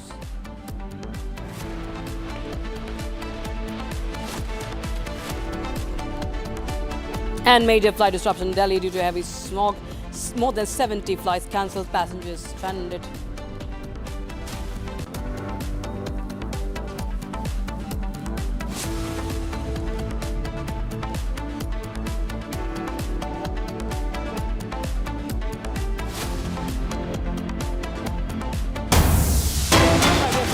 Division bench of the Madras High Court is hearing an appeal filed by state authorities challenging the recent order of Justice Swaminathan permitting temple devotees to light the Kartigai Deepam lamp at the Deepathun on the hilltop. Now, the Stalin government maintains its opposition to Hindu groups lighting the lamp. And so there's no end to this controversy. And now the Deepam Rao hearing is underway in the Madras High Court as... all right, Sharda is joining us live on the broadcast. For more, Sharda, tell us more detail. What are you picking up from the court? We understand that the hearing is underway. Well, this is the day too when the petitions are being heard under the Deepam Row. After the judgment came on December 1 stating that the lamp should be lit on the top of the hill, the Tamil Nadu government has been going against the court's order, and after multiple contempts by the district collector and the district police commissioner, the two-bench judge is now listening to the multiple petitions filed. While on Friday, 23 petitions were heard, 14 petitions are being heard today, and arguing on the side of the government under the HRNC department. Multiple lawyers have noted that the pillar which is called the Deepathun is not exactly built to light the lamp on Kartikai Deepam, but was built by Jains while they lived on the hill, saying that the pillar was used to light the lamp in the nights when it was dark. And now there's also the Archaeological Survey of India that conducted an experiment on December 7th, following which the report has been submitted to the government, and there's also the government lawyers saying that it is only the temple administration that can decide, and it is in their final authority to decide whether the lamp can be lit or not. Lawyers continue to argue that the judge or the Madras High Court cannot decide what the temple administration should do, and pointing out to the past orders that came in 1994, 2004, and also the latest Supreme Court in 2024 saying that they have already mentioned that the final decision lies in the hands of the temple administration, and the Madura bench of the Madras High Court cannot defy these rules, Rakshita. Many thanks, Sharda, for joining us. With those details coming in, we'll keep a close eye from those developments from court. Shifting focus to the Pahalgam charge sheet that is being filed by the NIA. Viewers, the probe is picking up, and now NIA will be exposing in this charge sheet how Pakistan orchestrated this dastardly terror attack. The team is present at the NIA headquarters in Jammu presently, and NIA has finally filed the charge sheet in this case, in the Pahalgam terror attack case. And this is an ongoing investigation. NIA had gathered substantial body of evidence regarding the identities of the terrorists who are targeted innocents in the Pahalgam attack. You can see visuals coming in from the Jammu headquarters of the NIA, and the NIA, remember, has had a major breakthrough also. Gursimran Singh joins us live on the broadcast for more. Gursimran, tell us more details about what do we expect now that the charge sheet has been filed by the NIA.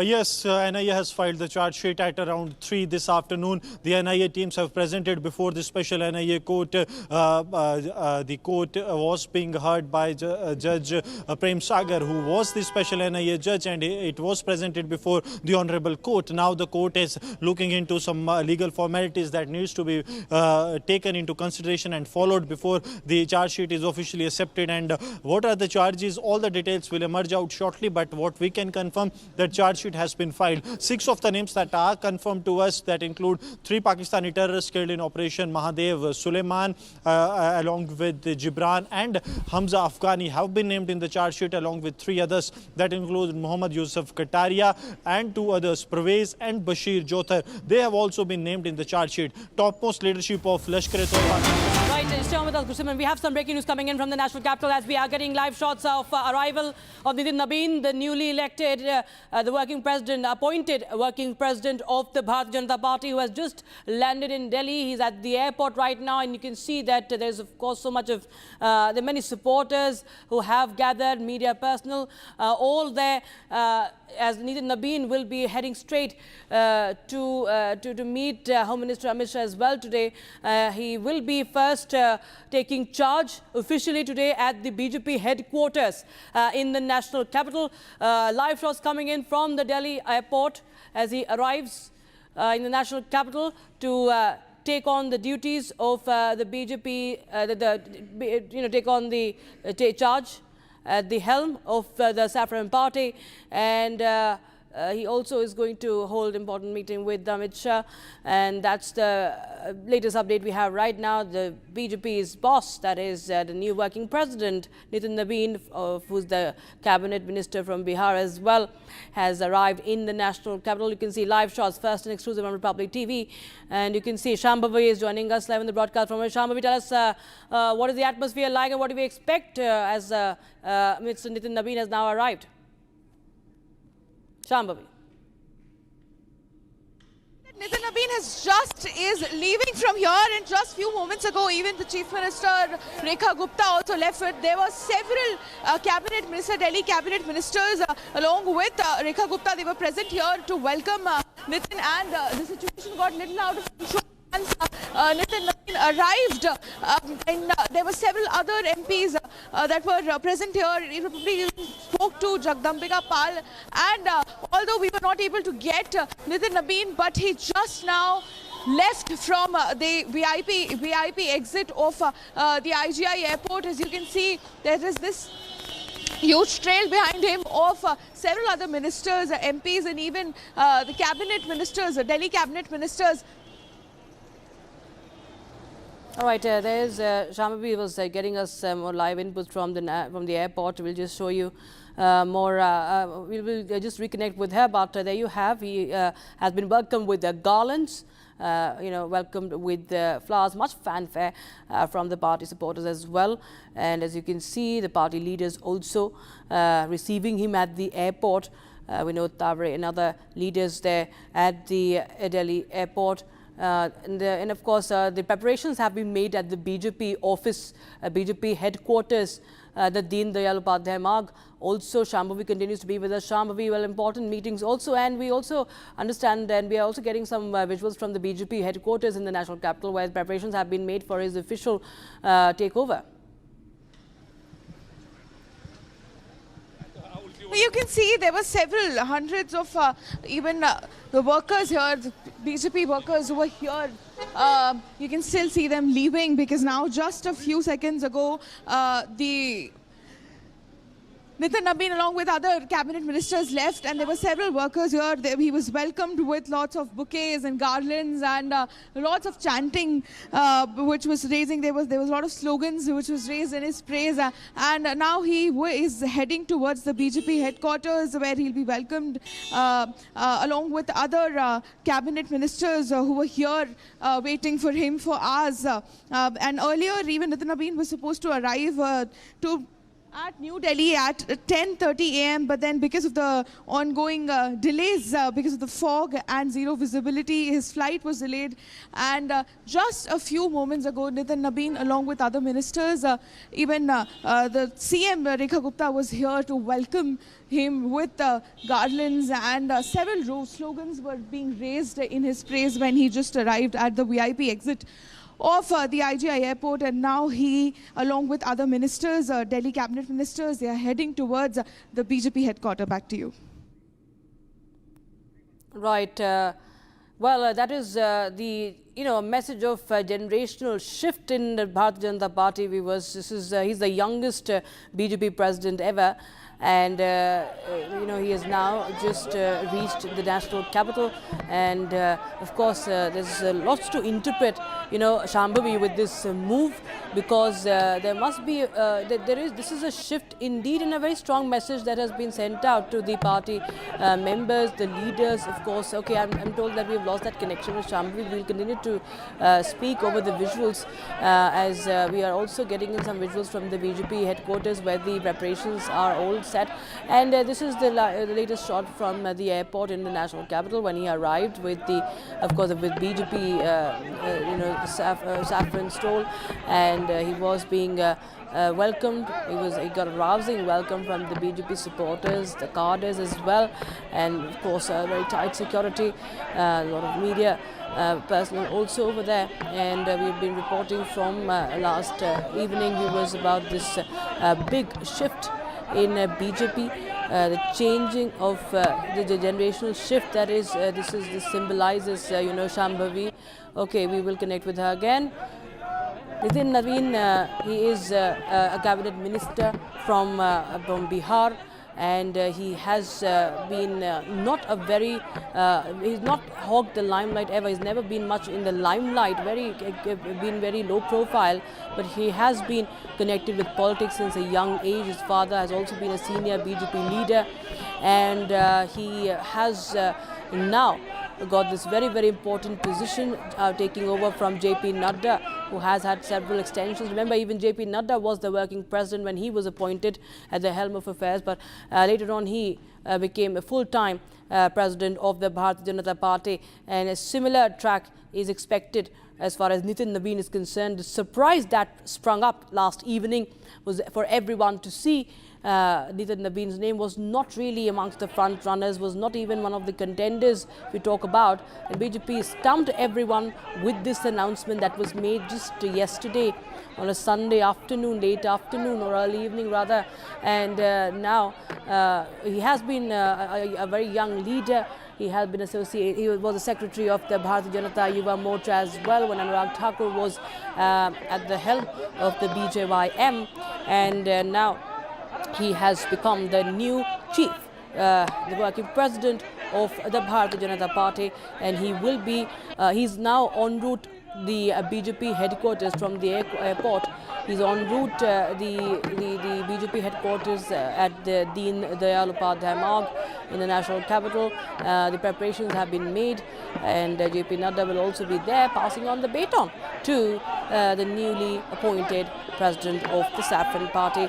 There will be, of course, celebrations. There were celebrations broke out in Patna last evening, and Republic TV got to the conversation first from the man himself, from Nitin Naveen. As he said, he made it very, very clear that his eyes are on Bengal as the president. The BJP's goal is clear, and it is West Bengal elections. He made it very, very clear, and of course we expect him to speak again today after he takes charge officially from the BJP headquarters, and thereafter he will be also holding several meetings, one being with the Home Minister Amit Shah.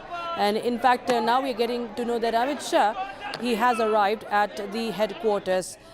He will be, of course, there to meet Nitin Naveen. So Amit Shah has reached the headquarters of the Bharatiya Janata Party. We will be getting more shots, visuals from there. Meanwhile, he will be felicitated there. He will be welcomed. He will be felicitated at the BJP headquarters with much fanfare, and preparations are in full swing over there. We will be showing you visuals from the BJP office also. But these are shots from the airport in the national capital. Of course, it's a big development. There was a long drawn wait for it. Was long pending, and due to back-to-back elections, assembly elections. Okay, these are visuals from the BJP headquarters. As I was telling you, the preparations have been made. The Karyakartas, the BJP top leaders, everybody is there, all set to welcome the new the new BJP working president. And that's the breaking news we have right now. We will continue to get you more details. Okay, that is the shot of Amit Shah. Amit Shah, that is the Home Minister, along with Piyush Goyal, who just arrived at the party headquarters, along with Dharmendra Pradhan. So Dharmendra Pradhan is there. Amit Shah also in the visuals, as you can see. And you can see those visuals coming in from the national capital as he has just arrived at the headquarters. So those are the live shots coming in from the Bharatiya Janata Party headquarters. The arrival of the Home Minister, the top brass of the BJP, Amit Shah, with the several leaders and ministers from the BJP. So breaking news coming in right now from the BJP headquarters. Amit Shah has arrived. Nitin Nabin en route the headquarters after he landed at the airport, and is the youngest working president, as I was telling you earlier. And this is a generational shift, a big message that is being sent out, rising above caste, rising above even state for that matter. The BJP has sent out a big message, laid the foundation for the next gen of the BJP and setting up a framework right here, right now, for the future of the Bharatiya Janata Party. And that this is beyond symbolism, of course, what we understand. And we have top leaders arriving back to back, from Piyush Goyal to Amit Shah, and top leaders of the BJP in Delhi as well, who have Dharmendra Pradhan and other ministers also over there who are right now present at the BJP headquarters, and they will be felicitating and welcoming Nitin Nabin, who takes charge as the BJP working president. So that's, of course, a big story that we are closely tracking today. He's 45 years of age, born in Patna, and youngest ever president of the Bharatiya Janata Party. And he has been a minister, two-time minister in the Bihar cabinet. Executive editor for politics, Aishwarya Kapoor, joins us on the phone line. Aishwarya, well, we're getting in visuals of Amit Shah arriving at the headquarters and top leaders present at the headquarters. Nitin Nabin to officially take charge from today. We'll try and reconnect with Aishwarya there. We seem to have lost that connection. But yes, we have been speaking to Aishwarya earlier. He was telling us that how this this actually signifies how the BJP is thinking for the future of the Bharatiya Janata Party. It is now, building the future right now as far as BJP is concerned. He has been he has been, of course, a choice. And that fits into party's broader push, elevating younger leaders to positions of responsibility. And BJP has been, if you see, visibly promoting a new generation of leaders. If you see, like, appointing Harsh Sanghvi, for that matter, as the Deputy Chief Minister of Gujarat. And there have been examples as such of late, which actually show that how the BJP is working towards giving a push to the next generation of the BJP. And it's a grand welcome for Nitin Nabin today. He brings in nearly 2 decades of organizational experience, having risen from party's youth wing in Bihar to handling key election responsibilities as well.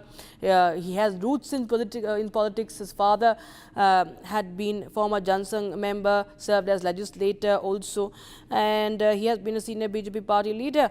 And Amit Shah had also recognized his work in Chhattisgarh, making him also an important part of BJP's Delhi campaign also for the elections.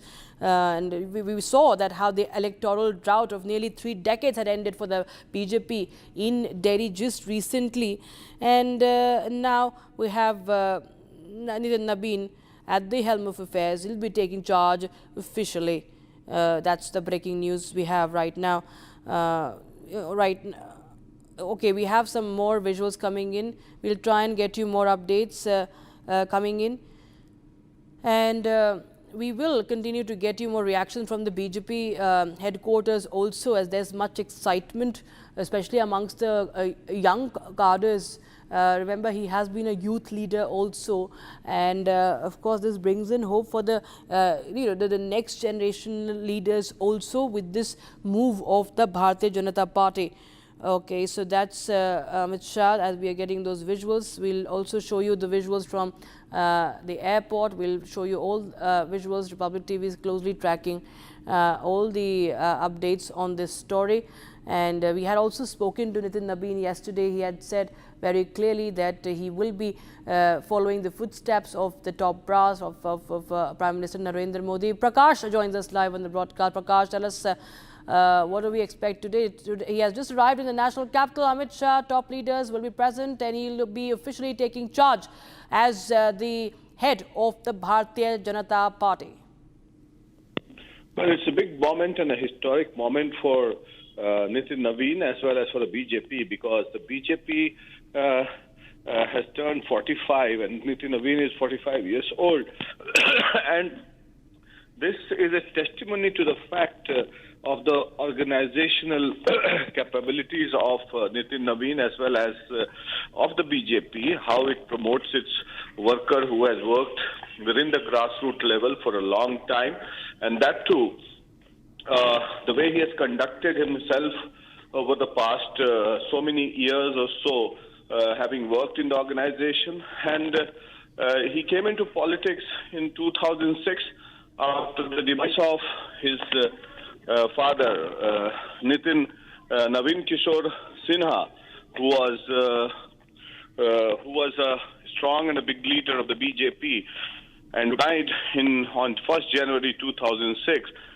And all of a sudden, Nitin Nabeen has to step into politics. He was all set to pursue his higher studies abroad.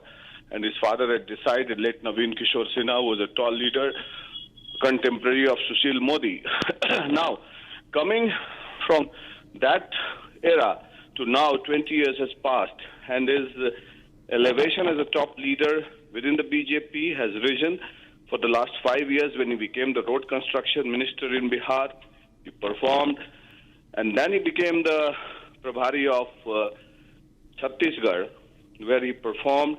The BJP formed its government under his leadership, and thereon, the BJP High Command realized his organizational capabilities and started promoting him.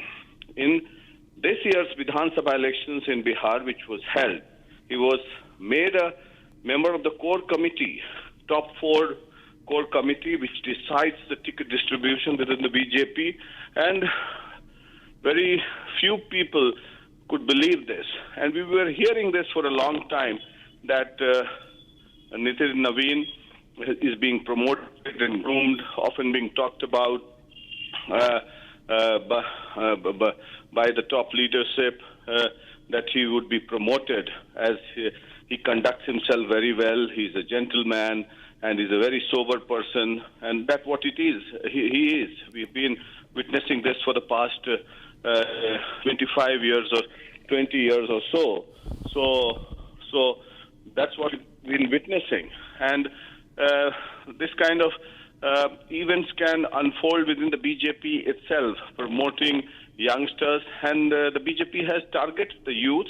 Second, keeping in mind the Bengal elections also, there is large presence of the caste community voter there in Bengal. So a message is being sent to the caste community voters in Bengal. Second, youth. Third, also among the rank and file of the BJP, that those who work hard, those who conduct themselves well, and those who work for the party tirelessly and selflessly will be promoted. And this is a kind of hope that has been given to the party cadres, workers in the BJP, which the Congress and the other dynastic parties have failed to do so. Like the Congress party has failed to come out of the shadow of Nehru-Gandhi family, unlike the BJP, which promotes its workers, which promotes its leaders who have worked selflessly for the growth of the BJP, and that's why the BJP has risen from its Jan Sangh days to the formation of the Bharatiya Janata Party in 1980 under the leadership of Syama Prasad Mukherjee and Deen Dayal Upadhyay, and thereon Atal Bihari Vajpayee, L.K. Advani, Murli Manohar Joshi, Rajnath Singh, and to the era of Narendra Modi and Amit Shah.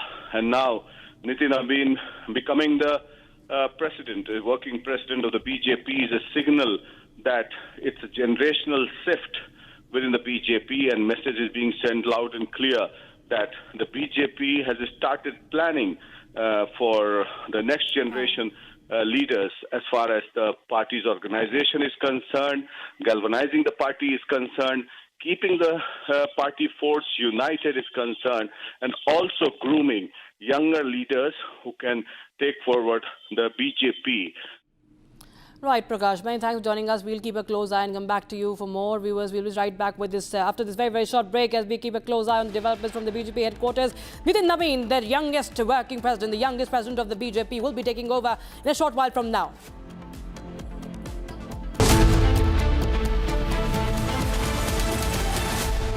थोड़े में ज्यादा स्वाद ये तो है इसकी खास बात। वाओ मामा, क्या स्वाद है? अरे मेरे राजा, सबका राजा प्योर मसाला। अब छोलिया हो या लोबिया, सफेद चने या काले चने, सब कुछ मजेदार बने। चैनल में होता है कि बहन?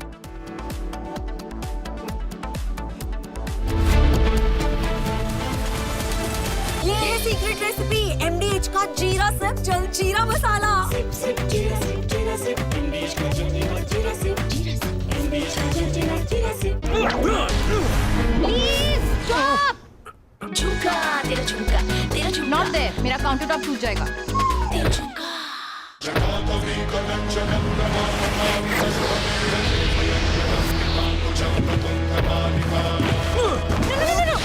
मेरी चिमनी टूट जाएगी। What are you doing? रानी, इस घर में कुछ है जो टूटता नहीं। ये पिलर कभी नहीं टूटेगा। रुंगटा स्टील TMT से बना। रुंगटा नहीं तो घर स्ट्रॉन्ग नहीं। रुंगटा स्टील TMT बार एकदम सॉलिड।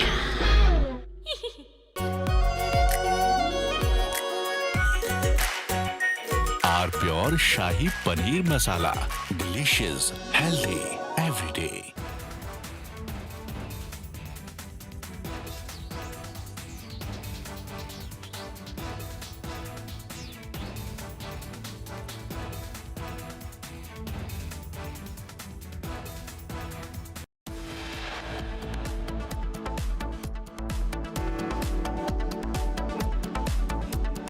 आधे बाउल दही में 4 चम्मच MDH चटनी पुदीना मसाला डाला, स्टर करो, पुदीना चटनी तैयार। MDH चटनी पुदीना मसाला। Amity has been ranked amongst the top 3% universities globally, a testimony to Amity's globally benchmarked quality. Our pure सूजी पास्ता उबालो, मिलाओ और खाओ। 8 मिनट में तैयार। क्या टेस्ट है सबका राजा R pure masala. I thought that we were very close with Russia to having a deal.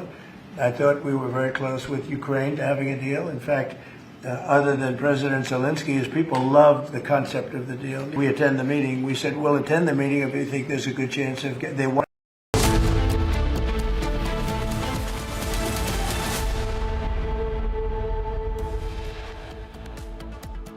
तेरी कब्र खुदेगी, आज नहीं तो कल खुदेगी। ये तरीके के नारे कांग्रेस पार्टी के सोच और मानसिकता को दर्शाता है।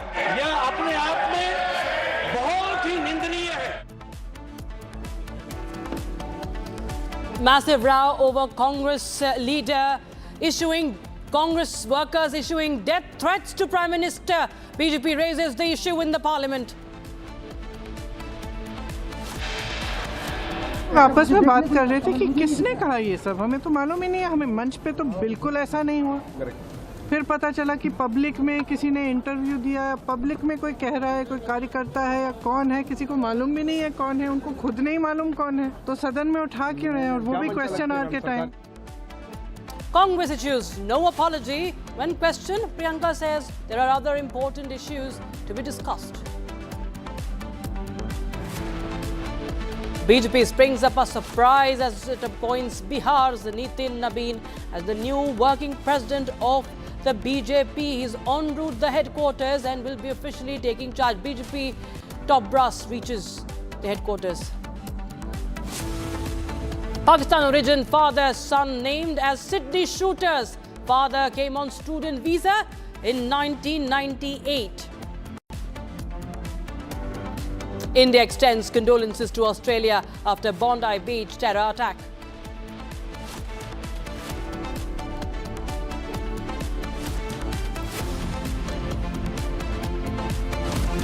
Very good afternoon, viewers. You're watching Republic TV and I'm Rakshita Mishra with you. We start with breaking news coming in from Maharashtra. Now, Parth Pawar's business partner, Digvijay Patil, appeared before the Pune police today for questioning in the land scam case. Now, his statement is being recorded at the Bavdan police station. And the police have also brought in Assistant Stamp Inspector Ravindra Taru, who was already under arrest for a face-to-face interrogation with Patil. Now, this case involves allegations of irregularities in the sale of a 40-acre government-owned land in Pune's Mundwa area, which was sold to Amedia Enterprises LLP. That's a firm linked to Ajit Pawar's son Parth for 300 crore rupees, with alleged stamp duty exemption of 21 crore rupees. So that's the breaking news we have right now. Pune land scam case. Meenakshi joins us live on the broadcast for more. Pune, she's joining us on the broadcast now. Meenakshi, well, now this investigation is picking up pace. We understand that Parth Pawar's partner is now being interrogated, is being questioned. Yes, you are absolutely right. After skipping 3 summons of Pune police, now at the 4th time, ultimately Parth Pawar cousin and Amedia Enterprise partner, Digvijay Patil, who appeared today before Pune police, and his statement has been recorded, as we have been informed by Pune police, that today in the morning, Parth Pawar's partner Digvijay Patil went to Bavdan police station, and his statement has been recorded. He was interrogated over 3 hours, as we are getting information from Pune police. And what is the case now? We know absolutely what is the case, because this is linked to Deputy Chief Minister Ajit Pawar's son Parth Pawar's Amedia Enterprise, which company purchased land which is not saleable actually, and that land which is cost of 1800 crore, and they purchased this without stamp duty, and they purchased the value of 300 crore. Now, in this case, the Sheetal Tejwani was also arrested, and the sub-registrar, who was suspended by concerned officials, who has also been arrested by Pune police. Now the question is, why no arrest for Digvijay Patil? So from the first day of this case of investigation, so many sources are telling that the Pune police is now under pressure, and Pune police today said why when media asked the Pune police officer about Digvijay Patil arrest, he said that we will decide whether to arrest or not. See, now, Sheetal Tejwani's name was in FIR, Digvijay Patil's name was also in FIR, and the Ravindra Taru, who was arrested already, his name also was in FIR. So 2 arrested made by Pune police. Why not Digvijay Patil? This is the question which is raising now. What Pune police said today? Pune police from Bavdan police station, one senior officer says that Digvijay Patil was present at Bavdan police station today. We have recorded his statement. His statement will be analyzed, and an investigation is going on. After that, we will decide we will arrest him or not. So this is the situation now. After skipping 3 summons, Digvijay Patil today appeared before Pune police, and after that they are investigating. They are telling they are investigating. See, 1 month is over of this case investigation. Now still Pune police is saying they are investigating whether they need to arrest Digvijay Patil or not. And that's the reason from the first day, lots of questions raised on police role, Pune police role on this case. Right, many thanks, Meenakshi, for joining us with details coming in on that story. We'll keep a close eye as the questioning continues. Viewers, shifting focus to other stories. Now, there's more breaking news coming in. Top sources tell us the top Lashkar leadership will be named in this NIA charge sheet. It has been named because the NIA has filed this charge sheet in the Pahalgam terror attack case. Now, Pakistan-based terror leadership of Lashkar and their role is going to be put out there on record. in the charge sheet. NIA to present the well-documented and substantiated charge sheet in the NIA court. Charge sheet to have names of Suleiman, to name and define the roles of Suleiman, Hamza, Afghani, Gibran, all killed in the Operation Mahadev. And charge sheet will also be naming the 3 arrested terror supporters, Parvez, Bashir and Yusuf.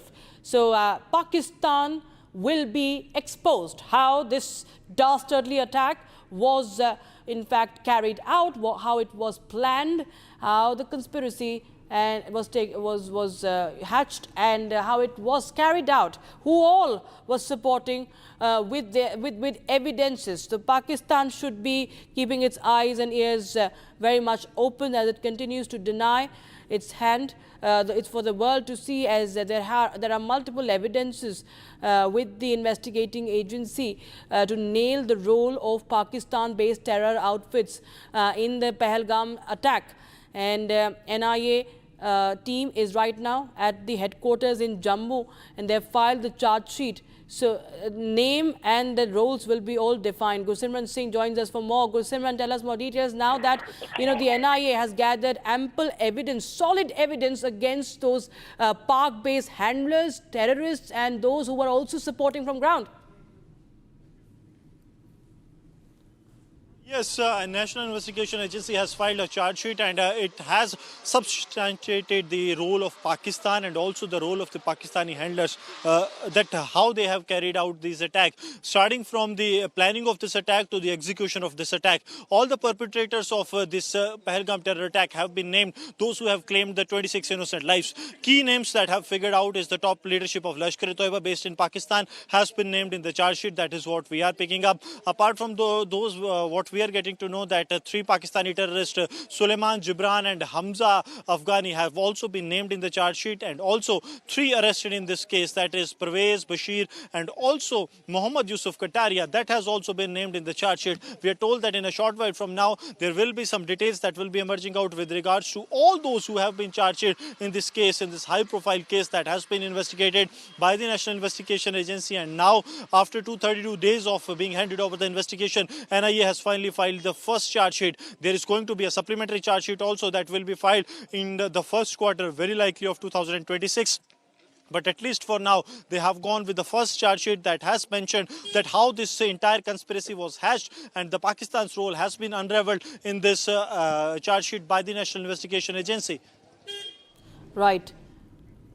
All right. So, of course, this is going to, clearly put out that definition of the roles, because we've seen that Pakistan cannot hide anymore, Gursimran.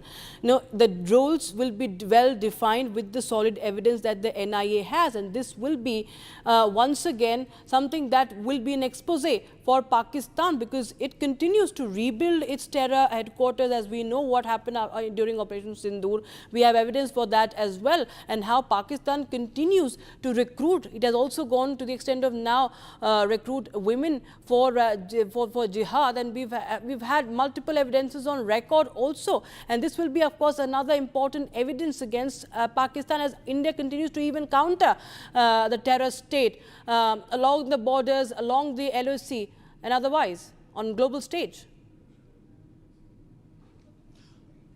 See, if we speak of this investigation that has been carried out by the team of the National Investigation Agency headed by 2012 batch IPS officer Sandeep Chaudhary, this is not only going to bring out the facts that how Pakistan was involved in this, but this is also going to isolate Pakistan on the international community, because all the names of the Pakistani commanders that are part of this charge sheet, they will be later used by the India for not only in the international platforms to expose Pakistan, but also in the courts to bring out letter regulatory, and then to ensure that these Pakistani handlers that are still based in Pakistan, they be brought back through the law of the land. So that is going to haunt Pakistan for a long, because it will ensure the global isolation of the Pakistan that will take place. It will not only be restricted to this case only, but it will have repercussions for the Pakistan in a broad consensus. Reason being that Pakistan will be exposed. Not only what we are picking up, that there are direct intercept of the Thoraya, that was a satellite communication set, that has also been seen. So that also will be part of this charge sheet. Some of the digital recordings are also part of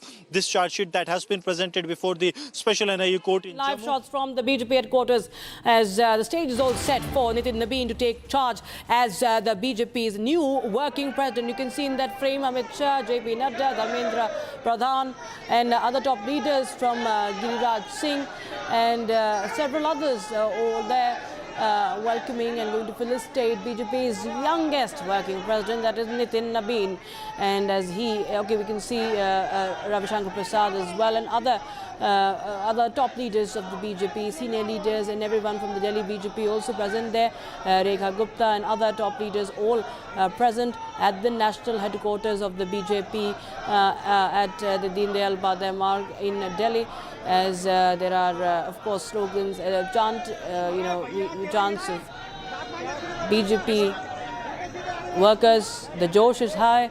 Aishwarya Kapoor joined us on the phone line for more. Well, Aishwarya, we see that top leaders, Amit Shah, Piyush Goyal and all other leaders are present right now for the official takeover of the youngest ever BJP president. Aishwarya.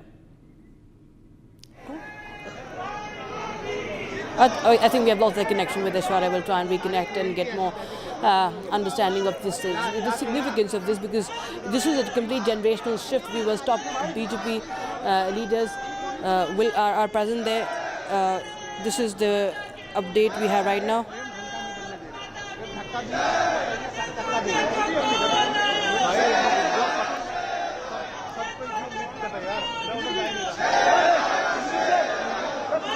And we have, of course, the Karyakartas all raising the slogans and support and cheering for Nitin Nabeen, and visuals from different vantage points on your screens, first on Republic TV, as Nitin Nabeen will be taking charge officially as the working president of the BJP, 45 years of age, cabinet minister in Bihar right now.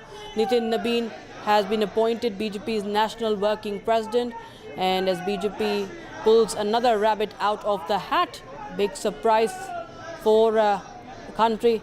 Nitin Nabeen, of course, has looked at organizational politics very, very closely. Prakash Singh joins us on the broadcast for more. Prakash, well, the stage is set for the official takeover of Nitin Nabeen, the working party's new working national president. And of course, there are a lot of support pouring in from the Karyakartas. And we understand that this is a boost also for every worker, because he's very, very young. And we've been discussing since yesterday, Prakash, that how it sends out a very important message as far as this BJP is concerned, and how it is setting the stage for the future and building this, pushing this young generation of leaders as well. Well, yes, that is a generational shift, and this defines the political culture of the BJP in a way, and a positive culture.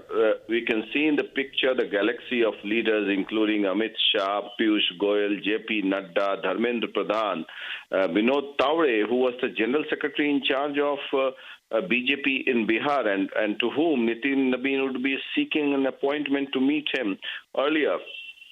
So that is a strong message that even a small worker who conducts himself well, who works hard and tirelessly for the party, can rise to the top post. And that is a big message that the party is sending across, when there has been a lot of talks about dynastic politics in the country. On the other hand, the Congress party engulfed within the dynastic politics. It is not coming out of the shadow of Nehru-Gandhi family till date, because all the important decisions are taken by the Nehru-Gandhi family. And look at the picture in the BJP headquarters. All top leaders, including chief ministers, we can see Tejasvi Surya, who is the Bharatiya Janata Yuva Morcha president, Piyush Goyal, Rekha Gupta, Giriraj Singh, Amit Shah himself, Ravi Shankar Prasad, we can see JP Nadda, we can see, and with whom Nitin Nabeen would be seeking an appointment earlier and would be getting calls much later. So that defines the political culture of the BJP. So it's a great initiative. The message has been sent to the youth, which forms a large number of electorates in the country and also in Bengal, where it has a sizable population, the Kayastas in Bengal, and that can definitely turn the tide. And also the way he has worked tirelessly for the party in Chhattisgarh, and that is where the BJP top brass saw the talent in Nitin Naveen, and that is why he has risen from the rank and file. And yes, he's carried on the political legacy of his late father, Naveen Kishore Sinha, who was a strong BJP leader, a tall BJP leader, equivalent to Sushil Modi. And we remember that the way Naveen Kishore Prasad Sinha was not made a minister in Bihar government in 2005, and on 1st January 2006, he died in the Bihar Bhavan, suffering a heart attack. And he was all set to send his son Nitin Naveen abroad for higher studies to pursue management degree, and from there on, after the death of his father, he entered politics at the age of 25, and for the past 20 years, I have seen him covering him very closely, and he comes across as a very soft-spoken, very respectful, and very hard-working person. Never raises his voice, in fact, and that is what has got him to the top post. That's what I believe, and everybody is talking about his humility and the way he conducts himself. And yes, he enjoys the support of the top two people, including Prime Minister Narendra Modi and Amit Shah. So it's a generational shift within the BJP, and one should, and it's a proud moment for the people of Bihar as well, because for the first time, a person from Bihar is going to become the BJP president, and when a massive mandate was given by the people of Bihar to the NDA government led by Bihar Chief Minister Nitish Kumar, and at the age of 45, when the BJP turns 45, a 45-year-old, Nitin Naveen has become the national president of the BJP. Yes, Prakash, as you were just telling us about the generational shift, and it's a message that's been sent up. But beyond just signaling, we have to also understand that he is being also rewarded for the kind of responsibilities he's taken. If you could just outline for our viewers his contribution at the organizational level, and also especially in focus when he was made election in charge, when he was involved in different elections from Chhattisgarh to Delhi as well. What sort of contribution has Nitin Naveen's been that has in fact, reaped this, reward for him? Well, yes, when he was made in charge of Chhattisgarh, and everybody had written off the BJP in Chhattisgarh because all the journalists and the poll analysts were talking about the anti-incumbency factor in Chhattisgarh as well as in Madhya Pradesh. And Chhattisgarh being a small state, but I believe he had told the BJP top brass that we are forming the government. And he worked at the grassroots level, spoke to the cadres, and thereon he used to. I was told yesterday by some of the party workers that he used to sleep in the BJP office in Chhattisgarh and marshal all the resources from the BJP office in Chhattisgarh. Now he did not stay even in the hotel. So that speaks volumes about the efficiency as well as the selfless way he had worked for the party, and that may have broken the ice, and that may have caught the attention of the top brass of the BJP, and maybe after and even during the course of the Bihar Vidhan Sabha elections, all of a sudden we saw that he was made a member of the core group. He was involved in all the important decision making of the BJP, including the party tickets as well. And when the swearing-in ceremony was being done, he was on the stage making announcements, and he took charge of the stage when the swearing-in ceremony was being done.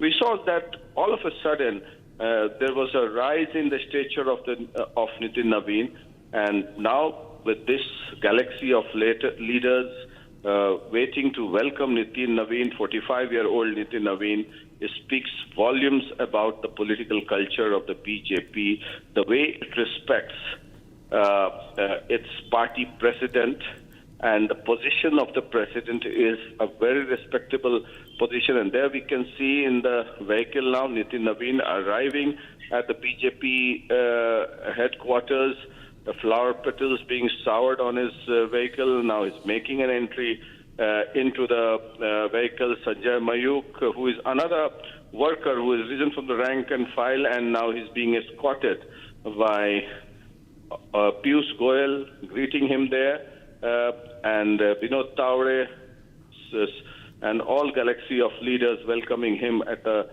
party national headquarters in the BJP. Now he's being taken on the stage. Tejasvi Surya there, we can see, and all the host of BJP leaders, Vinod Taure also there. So this is the culture of the BJP. The position of the president is respected, and a 45-year-old becoming the national president.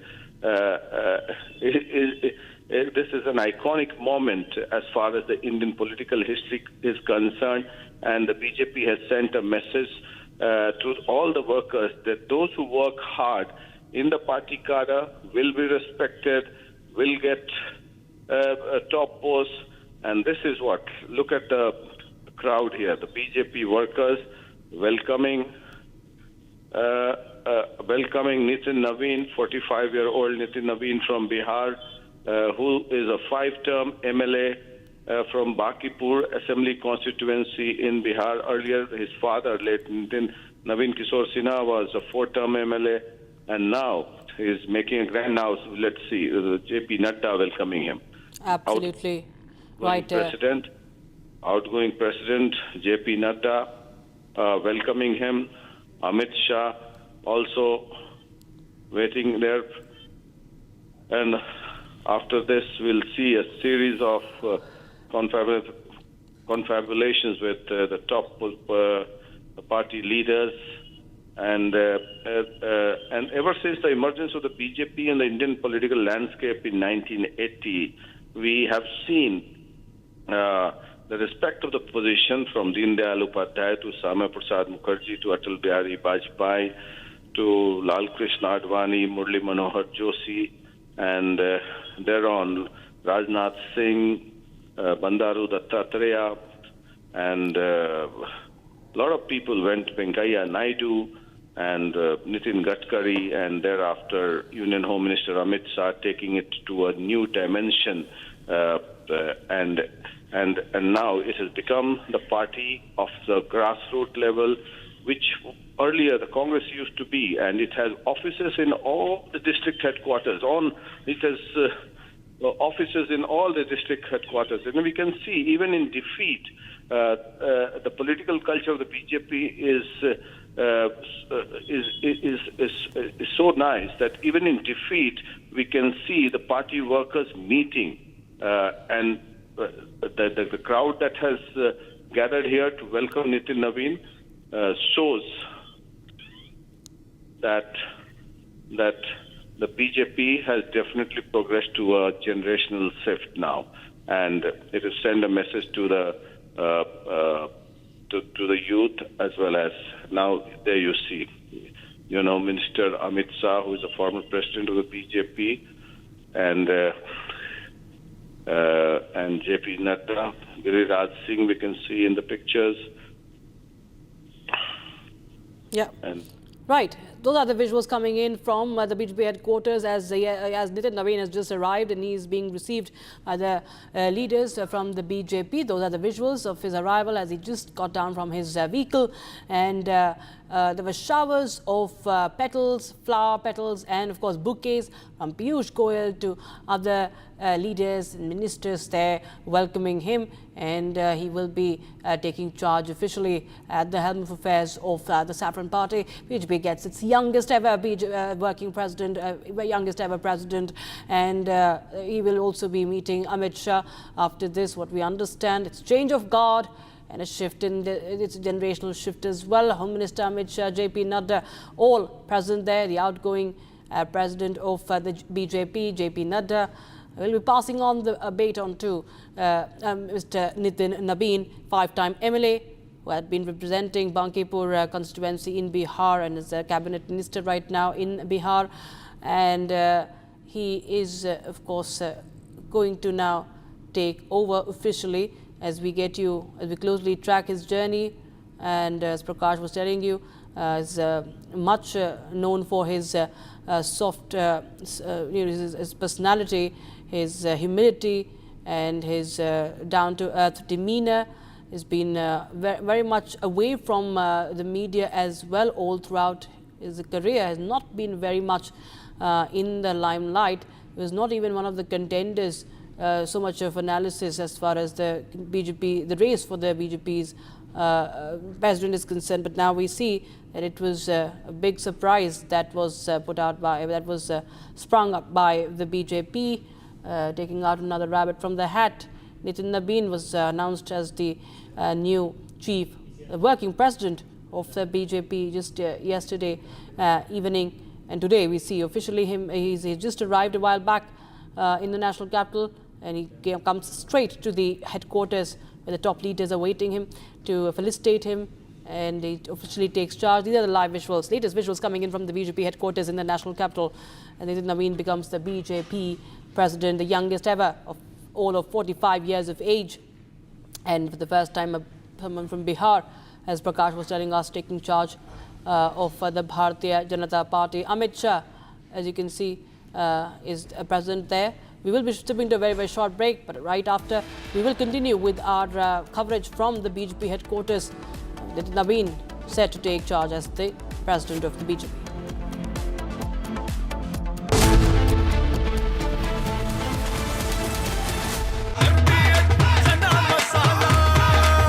अब छोलिया हो या लोबिया, सफेद चने या काले चने, सब कुछ मजेदार बने।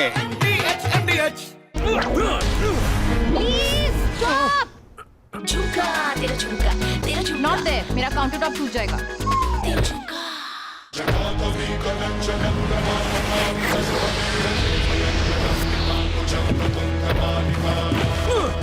No. मेरी चिमनी टूट जाएगी। What are you doing? रानी, इस घर में कुछ है जो टूटता नहीं। ये पिलर कभी नहीं टूटेगा। रुंगटा स्टील TMT से बना। रुंगटा नहीं तो घर स्ट्रॉन्ग नहीं। रुंगटा स्टील TMT बार एकदम सॉलिड। थोड़े में ज्यादा स्वाद ये तो है इसकी खास बात। वाओ मामा, क्या स्वाद है? अरे मेरे राजा, दादी के हाथों का जादू और खुशबू से महकता घर, माँ की मुस्कुराहट और खाने की सुगंध। MDH गरम मसाला, क्योंकि हर रिश्ता है स्वाद से जुड़ा।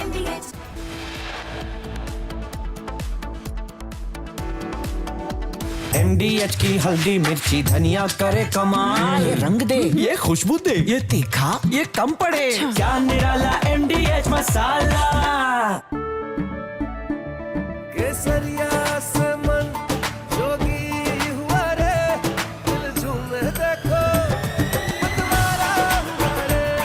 केसरिया से मन जोगी हुआ। हर पल मनाओ केसरी त्योहार।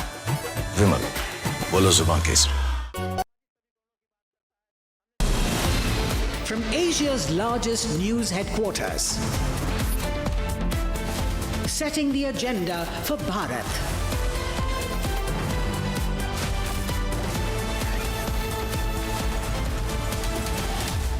You're watching Republic.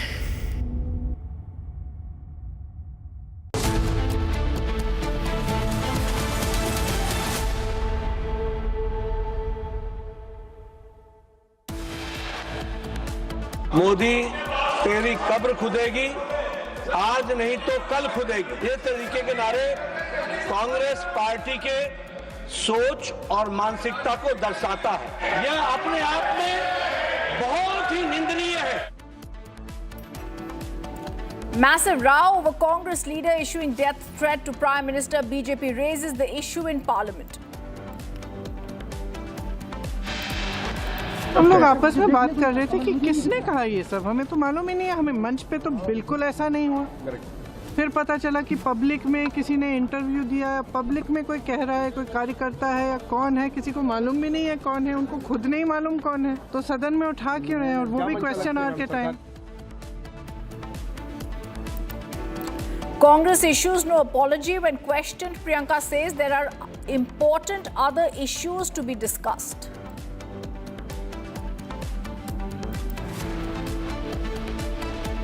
BJP springs another surprise, appoints Bihar's Nitin Nabin as new working president of the BJP. Key meet at the BJP headquarters.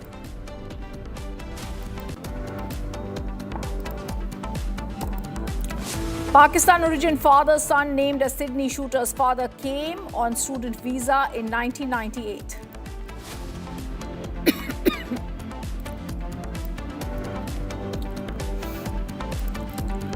India extends condolences to Australia after Bondi beach terror attack.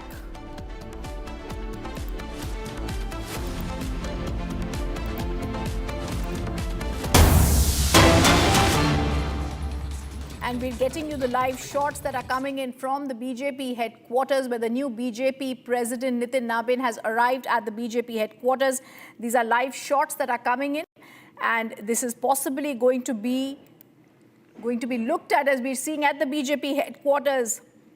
BJP appoints Nitin Nabin, 45 years of age, the youngest working president, top BJP ministers in national BJP headquarters in the capital to greet him.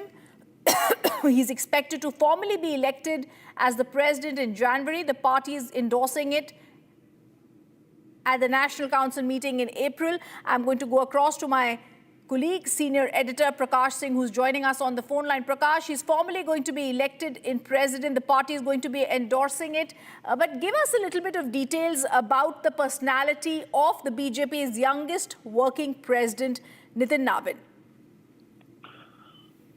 Well, as far as the personality of Nitin Nabin is concerned, I've been speaking about him. I've known him for 20 years now, ever since he emerged on the political landscape of Bihar after the demise of his father, late Naveen Kishore Sinha, who was a tall leader of the BJP.